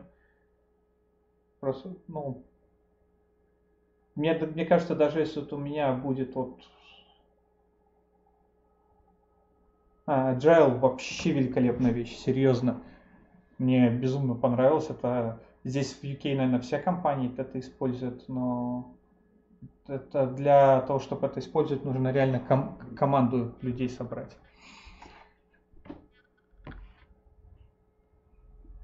Но это уже хорошо. Многие вообще не знают, почему я был удивлен, что это такое и зачем. Но Agile великолепная вещь. Особенно эти постоянные, как они, data. Блин, ты извини, я терминологию очень плохо помню, у меня просто плохая память на это все. Этим скрам, ниндзя, когда у тебя есть эти скрамы и прочее, когда у вас есть таски разделенные, и все это работает вместе. Довольно забавная и интересная модель. Я просто до того, как мы это изучили, вообще не понимал, как реально большие компании вот это все вместе проектируют, все вместе делают. Нет, это классно и удобно. They're informal and they're always incomplete. And they change continuously. Because at the moment, if you have a mental model about how mental models work in scenario-based design, my voice is changing the way you think about it, I hope, because you are listening and it's influencing you. Okay? So they're completely fluid. Capturing them is possible, and it's very interesting to do that. Conceptual models are in fact one method of capturing mental models, as are various diagrammatic methods such as mind maps and so on. Okay, so then you have the designer's model. And the designer, of course, also has a mental model, but the designer's design model is systematic, logical, and comprehensive. Okay, and this is what the designer can work with as long as they can understand what it is that the user is thinking. And what lies between them, okay, is what it is that they do. In other words, the activities. So you're trying to build that activity bridge between the users and the software. Okay. Surprise, surprise. Mental models are supported and controlled through metaphors. Okay. So the rubbish bin is in fact a metaphor that controls and supports deletion. No problem. Okay. And mental models tend often to be wide in the user's head, but what the designer does is to narrow and clarify. Obviously, the one that immediately comes to mind is the desktop metaphor. Okay, this dominates all Windows systems today. Okay, and was originally a physical metaphor. It was real. Okay, and at Rank Xerox at Xerox Park in Palo Alto, they actually built a desk with projectors, okay, with files on it and so on, that people could actually interact with and move things about, okay. So they had the right idea, and the technology now you would just laugh if you saw it. But it's very historic because they realized that the tabletop kind of thing is what people work with, so that's what... Блин, на самом деле вот это ментальное настолько основа основ, но иногда настолько вот очевидные вещи, о которых ты даже не думал. Извиняюсь, что команда там у нас получилось так. У нас вот, наверное, я был одним из тех человеков, который сделал меньше всех, можно так сказать, потому что я больше проектировал, больше придумывал функционал, больше вот все вот это делал, чем писал код. Не знаю, мне писать код нравится, но не настолько сильно, как придумывать все. Я до сих пор не понимаю, ну, вот в будущем, что будет, что еще, ну, как в будущем, блин, у меня через 2 недели заканчиваются экзамены, и все, я уже через 2 месяца диплом получаю, и все, конец, а я еще не продумал до конца. Но мне больше нравится, как сказать, придумывать, как это все будет использоваться, придумывать технологии, решать, что будет использовано для чего-то. Ну, то есть, я понимаю, как все коды, все работает. Ну, то есть, какой язык программирования будет. Больше не то что проектировать, а больше, даже сказать, не знаю, управлять в какой-то манере, какой-то манере, наверное, это так можно назвать. Поэтому надо фигарить свою студию и фигарить сайты. Это самое простое, что может быть. А тут сайтов столько много ужасных у разных компаний. Я вот думал сделать какую-то дизайн-студию, у меня много знакомых, студентов и так далее, и начать принимать заказы. Но опять же, для этого нужно достаточно много средств. А чтобы много средств, их надо где-то достать. Я, обычный студент, то есть хрен знает, где достать эти деньги. Поэтому надо сначала поработать. И поработать нужно, чтобы еще больше опыта набраться. Поэтому придется это все делать. Че фиг знает с этим. What should be the metaphor for it? И по дизайну, кстати, неплохо. And then what is the words that often used is magic. Then it got magicked. And what that means is it got abstracted. So that your windowing system doesn't look like a desk necessarily, okay? But conceptually, that's what it represents. And why do we use it? Because it works, okay? So, another one is the shopping cart. This has become quite a dominant feature today with all the online shopping that goes on, okay? And so, when you are designing something, you're advised to go for strong metaphors. And what a strong metaphor is something like the desktop. It is physical, it is easy for you to sketch out, to understand, to even try things physically with it. But then you need to go beyond it, okay? So, for example, the word processor started off as a typewriter metaphor. And you see early icons and early implementations, they actually were trying to resemble typewriters, whereas nowadays they don't. They actually go way beyond that. And you look at probably Microsoft Word still retains a sort of typewritery metaphor, but software such as Ulysses, which is a Mac application, various kind of writers' tools which use markup and have gone way beyond it. There is no more saving, there's no more sort of the usual typewriter type. Интересный вопрос. Как сказать, легко понимать. Я тебе историю одну расскажу. Да. Кстати, надо смотреть побыстрее, это все-таки лекция будет, и закончится у меня уже уши, голова болит, надо полчаса будет перерыв взять. Это по языку шотландцев, вот история. Работал я, учился я здесь в школе, не знаю, что там по камере, учился я здесь в школе, на каникулах работал на ферме. Вот, работал я на ферме. Мне надо было, там ездил трактор, ехало, например, пример, там я много работ выполнял, но вот, пример, ехали два трактора, один это едет с прицепом, где стоит там два человека друг напротив друга, в прицепе едет линия с картошкой, трактор собирает картошку, и надо там выкидывать всякую грязь, землю, камни и прочее. Потом это идет, и во втором тракторе тупо боксы, куда это все сыпется. Едет, потом меняется вторые трактора, вот так ты едешь по кругу. Но это один из типов работы. Я там еще и на дистиллере работал, виски заводе и прочее, на этой же ферме. И так получилось, что вот в одной из этих работ, за то, что это все картошкой занимаются, они же еще и продают ее, это логично. Там много шотландцев работает. И есть эти огромные амбары, где температура контролируется и картошка хранится. Туда приезжают дальнобойные машины большие, когда картошку загружают.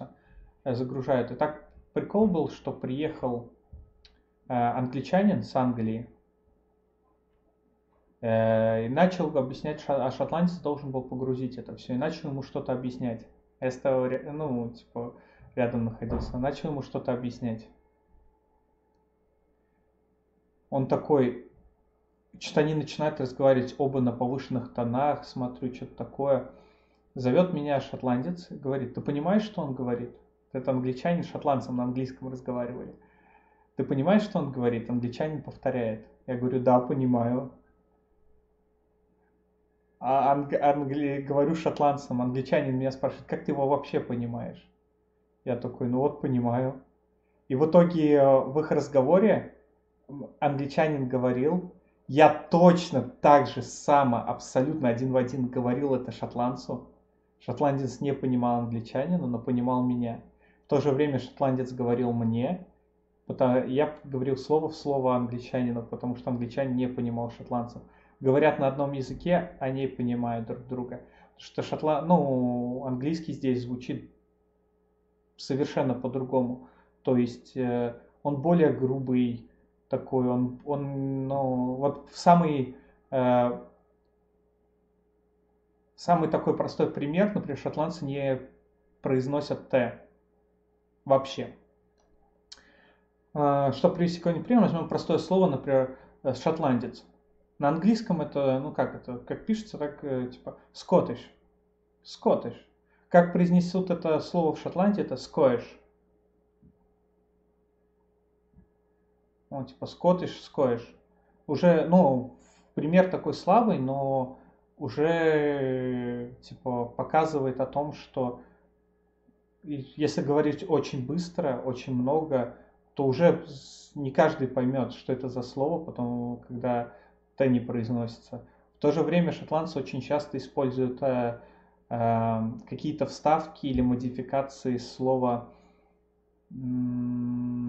именно какой их язык этот шотландский, как он, уэльский называл, уэльский, нет, как же он называл, гельский, гельский, вот этот язык, и у них он до сих пор в почете, и многие слова идут оттуда, какие-то произносятся, например, в каждом, пабе какие можно услышать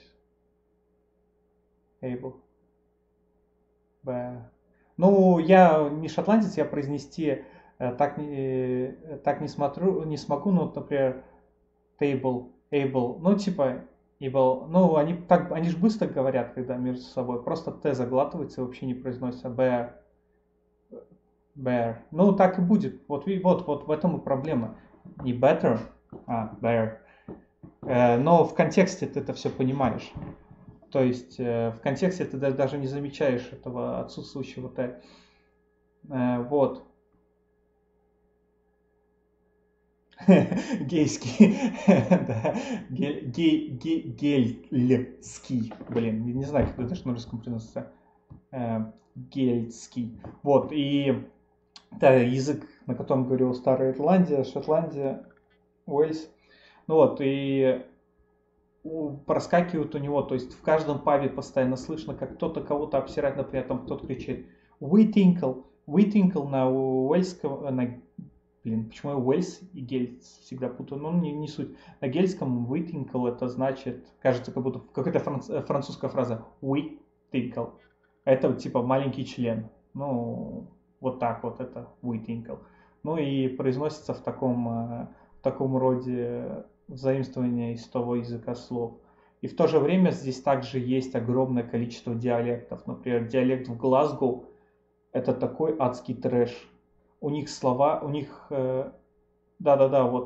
акцентов очень много. Вот у них слова в Глазго вообще. Там даже они не просто произносятся по-другому, не как на английском, они пишутся совершенно по-другому. Я сейчас примера особого не вспомню, но я когда учился в школе, мы читали книгу, как раз написанную вот на настоящем языке в Глазго, который используется у жителей местных.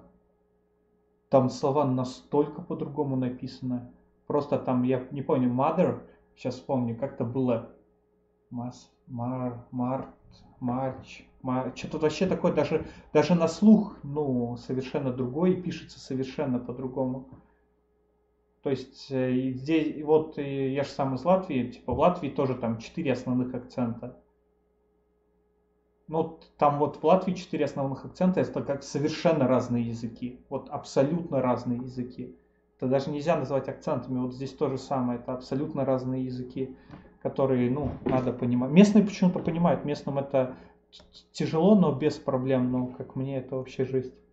Controls, you just have text and you just interact with it and you move things about by touch. Okay? That's going beyond the metaphor. Amazon, my best friend, Amazon. I think that I personally keep Amazon in business. Yeah, I think I do. So my bank manager says. Anyway, they started with a simple bookshop metaphor, okay? Which was basically you could be buying stuff like books, you went along shelves, you put things in your cart, you wheeled your cart out, you checked out and you were gone. Okay? And now it... Сейчас я тебе поделю, как английский делится. Вот именно по пониманию. Просто для каждого, понятно, что для шотландцев понимание шотландского акцента на первом месте, а для англичанинов понимание английского на первом месте, для американцев американский на первом месте. Но если не считать вот этого, как делится понимание, нормальное понимание английского. И был как-то один комик со стендапа, с Comedy Club выступал тут в Эдинбурге. Вот он назвал это shit English, то есть на котором говорят местные приезжие, когда они настолько четко все произносят, неправильно, как вот я зачастую неправильно, имея охеренный акцент, точнее не то, что неправильно, они вот именно правильно, но с огромным акцентом произносят это. Вот местно, это самый лучший английский язык, который понимают все. Потом идет, можно сказать, обычный английский, он очень такой четкий, звонкий, красивый. Потом идет, наверное, все-таки шотландский, потому что американский это такой трэш. Мне как непривычно это слушать. Я говорил с американскими, это просто как собаки лают. Потом дальше идет вот откуда-то там эти всякие индусы, язык, как индусы разговаривают, это трэш-трэш. Потом идет, как китайцы разговаривают, это ужас. У меня был лектор китайца, и ничего вообще не понимал. Да-да-да. Вот, вообще ничего не понимал. И есть это. А самый худший это африканский английский. Если ты когда-нибудь столкнешься с африканским английским, это вешайся. Это просто, это... Я не могу пример привести, но это вообще ни слова не понять. Самый худший вообще во всей истории это вот африканский. Вот как очень многие черные разговаривают именно с Африки. Это невообразимо. Это не то, что это даже вот если ты записать какую-то фразу его и пытаться прослушать, 1000 раз, все равно не поймешь и смысл. Они так коверкуют слова, они так изменяют, у них такое акцентище, это самый ужасный английский, это африканский. Goes beyond that. For example, it's become like a social media software with read the reviews of books, for example. You've got people able to communicate with authors, and it's become a sort of social networking site also for authorship and for readers of various kinds, like people who buy hard copies, people who buy Kindle copies, people who... So they've reversed that metaphor and brought it back to be... So, what happens here is that this notion of problem scenario accompanied by claims allows a designer to think systematically about possibilities. That is activity design, okay? And this is the move from just problem scenarios to what to do with them. It's a major step, okay? From your requirements, you can actually write endless scenarios, problem scenarios, and I want to remind you yet again that problem does not refer to negative things, it just refers to the problem domain that's being worked on, okay? But this kind of moving from thinking about use cases coming from requirements into actual doing things is a major step, okay? Because here you're going to be thinking about concrete ideas that relate to functionality, okay? Давай. This generates new ideas about use. Все, давай. Отлично, спасибо за просмотр. Хоть мне было как-то повеселее, а то у меня девушка уехала тусоваться к подругам на несколько дней. Вот, скучновато. Спасибо за время, за просмотр. И спокойной ночи. Ой. Needs, okay? And it generates a lot of new ideas about how to meet users' needs. This is actually a sort of top-down problem analysis mixed with out-of-the-box thinking, because it's not just for the designers, but the users working with the designers, and this is where you get out-of-the-box ideas coming out, okay? And for example, brainstorming metaphors, brainstorming technology options is, you know, a very, very creative process which can determine the success of a system later on. Okay? So, when it comes to information design, okay, then this is kind of core, okay? And the core is that this is what user interface design has always done. This is what GUIs, how GUIs are done, how UIs are done, okay? And you could say that it actually is a way of representing and arranging objects and activities, okay, on screen. So, look and feel? Yeah, this is look and feel. But it should always facilitate perception and understanding, and that you already know. So it's not just throwing it together, you know, and you can see how the evaluations and so on come in, which is that it's not about it looking good, it's also about the fact that people should be able to perceive things as honestly and trustfully as you can, and therefore don't make any errors, and that you actually understand what it is that you're supposed to be doing. It also then begs a big question, which is debated quite a bit, which is this something to be done by graphic designers or artists? Okay?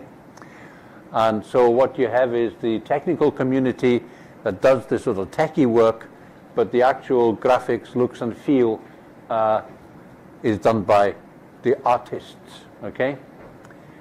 The answer is very firmly no. Okay? Because there's a lot more to this than just visual representation and layout. Okay? Because the key here is interaction. You're not producing pretty pictures. Okay? You're producing something that's going to be used, and the way it's going to be used is that it's going to be clicked on, it's going to be touched, it's going to be shoveled around, and without any errors, in order to support what? Users' tasks. Okay? And the core skills go way beyond graphic design into what you would call HCI and human factors engineering. Okay? This is why, okay, we actually established the digital media courses. Okay? To provide that mix of skills. And did we just invent it? No. For years, some of you who came through school in Scotland may actually have used the Scholar computing materials. Okay? Now, I was one of the people who worked on those a long time ago. And we had teams of people who were programmers and graphic artists. And they were mostly graphic artists who had learned to program, and a couple of programmers who had gone and studied graphic art, okay, or were good at it. And you could, right from the start, it was those combinations that actually were the success of the usage, the interactions of this whole program, okay? So it was staring us in the face for a long time. But those of you who are doing digital media degrees, well, this is the reason you exist. So, when it comes to designing information, okay, then you often start with a visual metaphor, okay? And what you've got here is examples from the original Rossen and Carroll examples, which are based around an educational case study of setting up a science exhibition. Okay, so it imagines a bunch of school kids, sort of teenagers, who are setting up a science exhibition in their school involving posters, information, and so on. Okay, so this might take various forms, and so you might imagine that you had, for example, a gym metaphor. Now, a gym metaphor, it would be based around activities, so that people go like they do in a gym from one instrument to another and do push-ups, jump over horses, whatever, right?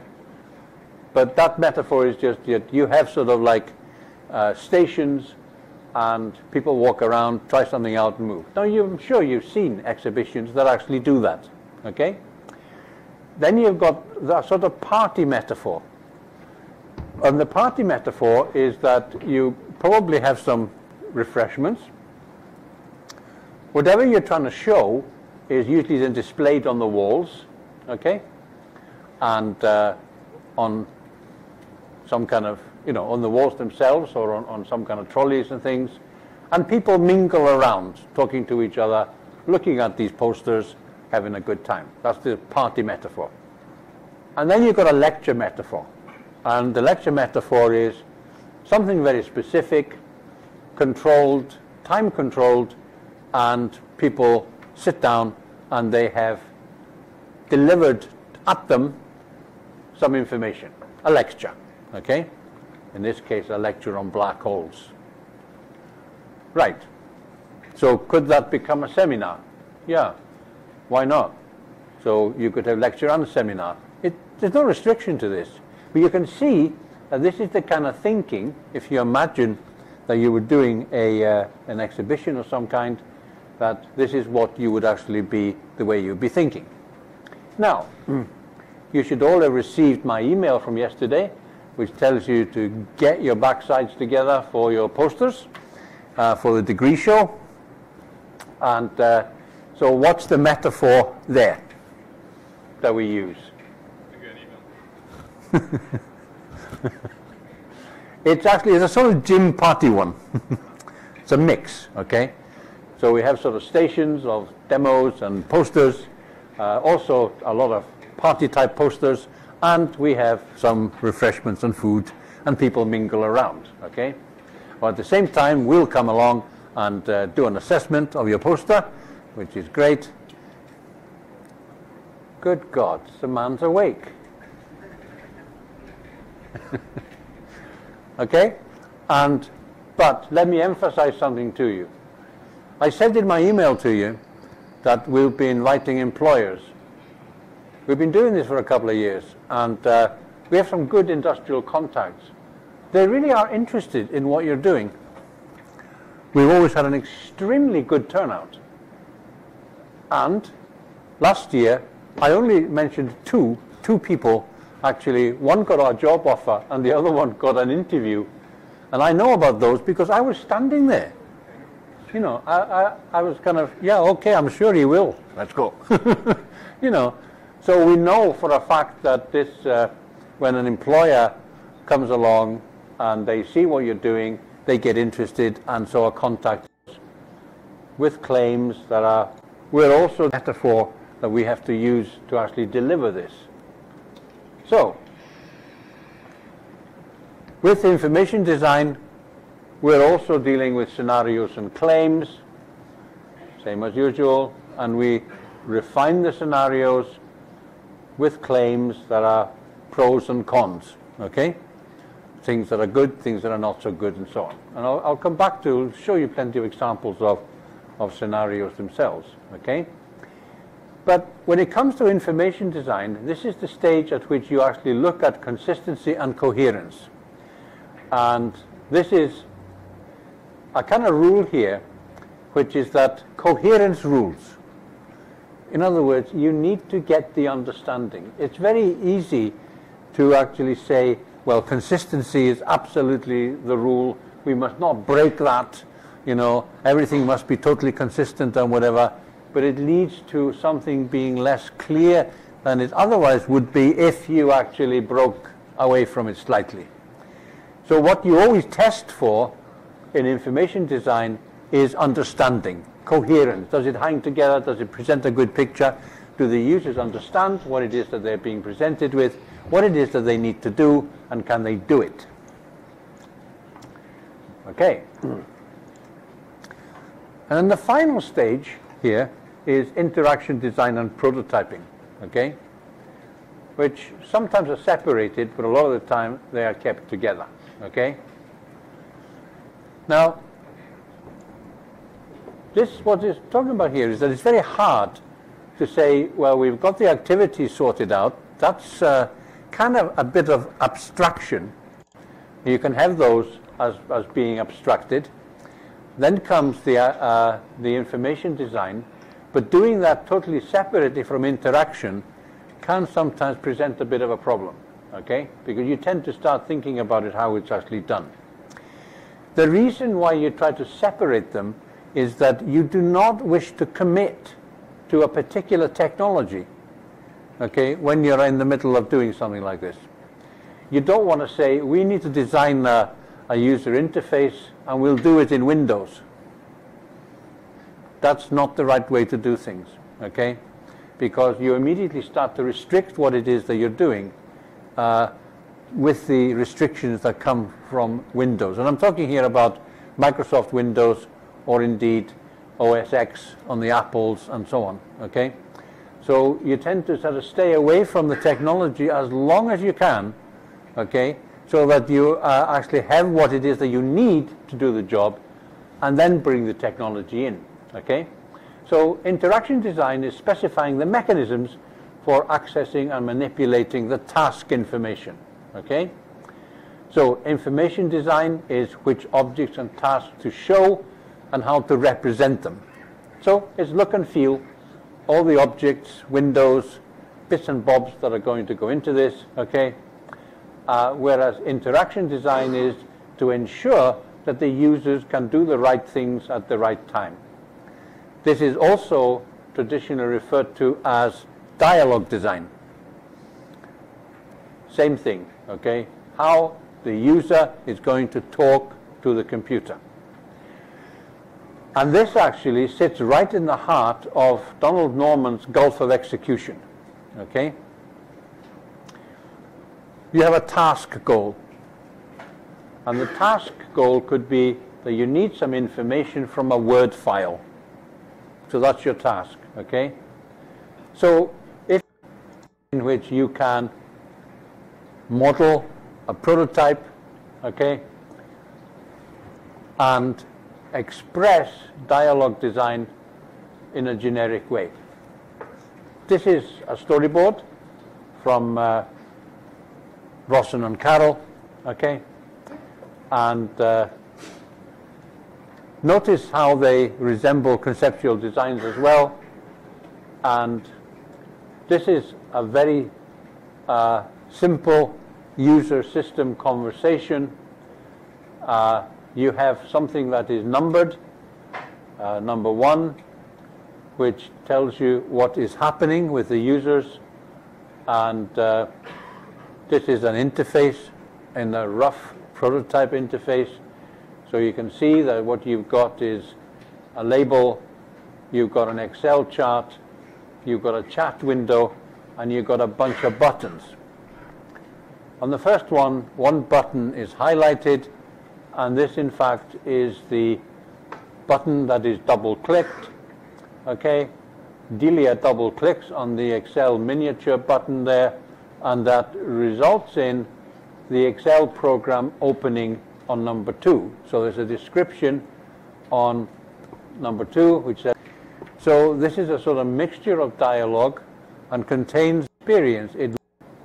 A picture, welcome to VSF 2000, which is an exhibition, okay? Here you've got the chat window, message box, send, and you've got a little map which tells users where they are, okay? Now, this is a very rough prototype, okay? And what's been shown with it is that users can relate to it very, very easily, okay? They are very happy to comment, tell you what to do, you know, how they think it would work, how they think it might not work, and so on. But really high value. When it comes to prototyping, you're probably familiar with the kind of mostly, you know, the types that are actually used. You've got evolutionary versus revolutionary, which is nowadays somewhat historical, because revolutionary prototyping means that you basically build a prototype, you draw it, you do whatever you need to do, and then you build a functional prototype which can be interacted with for evaluation purposes. But it usually is slow and not really fit for purpose. So once you've done all your design work, you throw it away, okay, and you start again. And what you do is you start again by implementing what it is that you've done, and then you'll be doing that in a language like C or C++, nowadays perhaps Java, but something that is fast, okay? Now, this is very time consuming, and this is what led to the development of evolutionary prototyping, where you can actually do rapid prototyping in a language which can be used to then deliver the final system.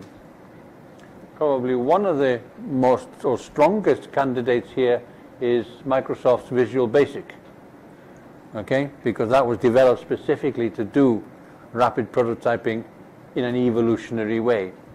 So nowadays there are dozens of good environments which allow you to, in an evolutionary manner, develop your system, so you don't have to throw anything away, okay? It just evolves from crude to final product quite happily. There's also several approaches which you could characterize as being vertical or horizontal, and they simply mean that a vertical one basically means that you take one functionality, let's say printing, and you implement that right through to depth. But that's all your interface contains, printing, okay? Because that's something you want to evaluate and test. But the horizontal is wide and may not contain all the functionality working properly that's in all the different menus and so on, okay? So you tend to do both. Chauffeured prototyping is a special kind of prototype which is developed for evaluation purposes only. It's something you want to test in the interface, test some software, you can even test hardware with it, but basically you are to be driven through it.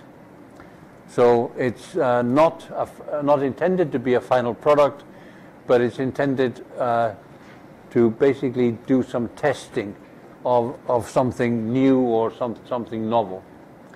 Now, evolution matches very, very strongly onto scenario-based design, okay?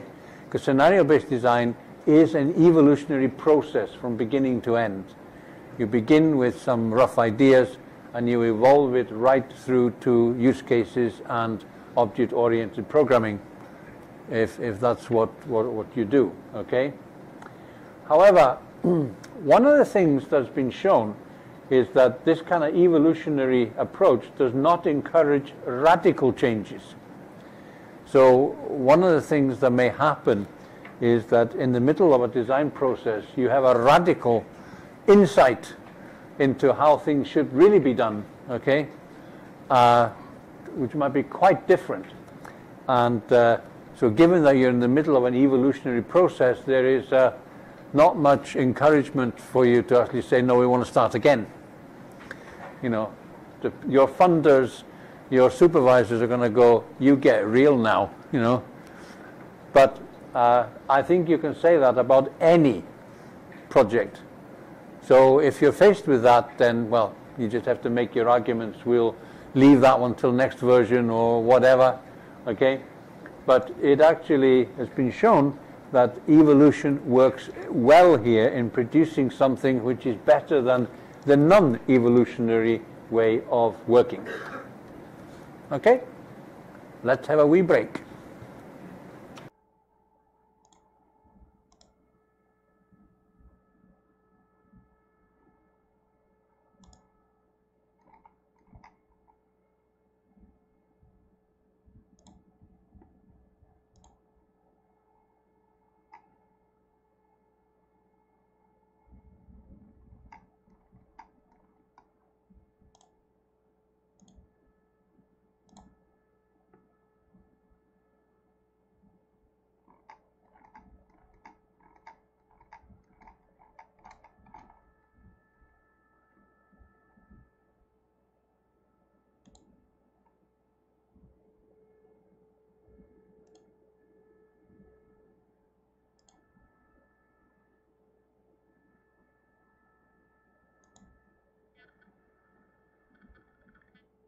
Idiot.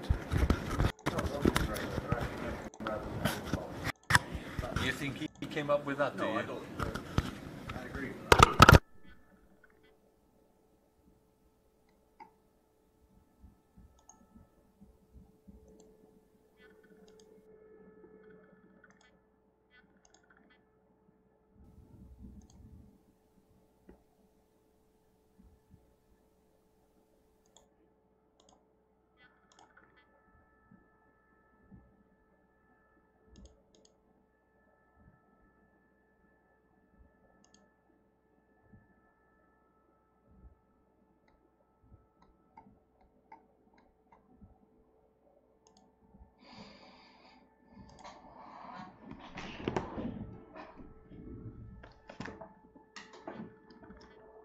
Фух, надо отдохнуть от стрима чуть-чуть.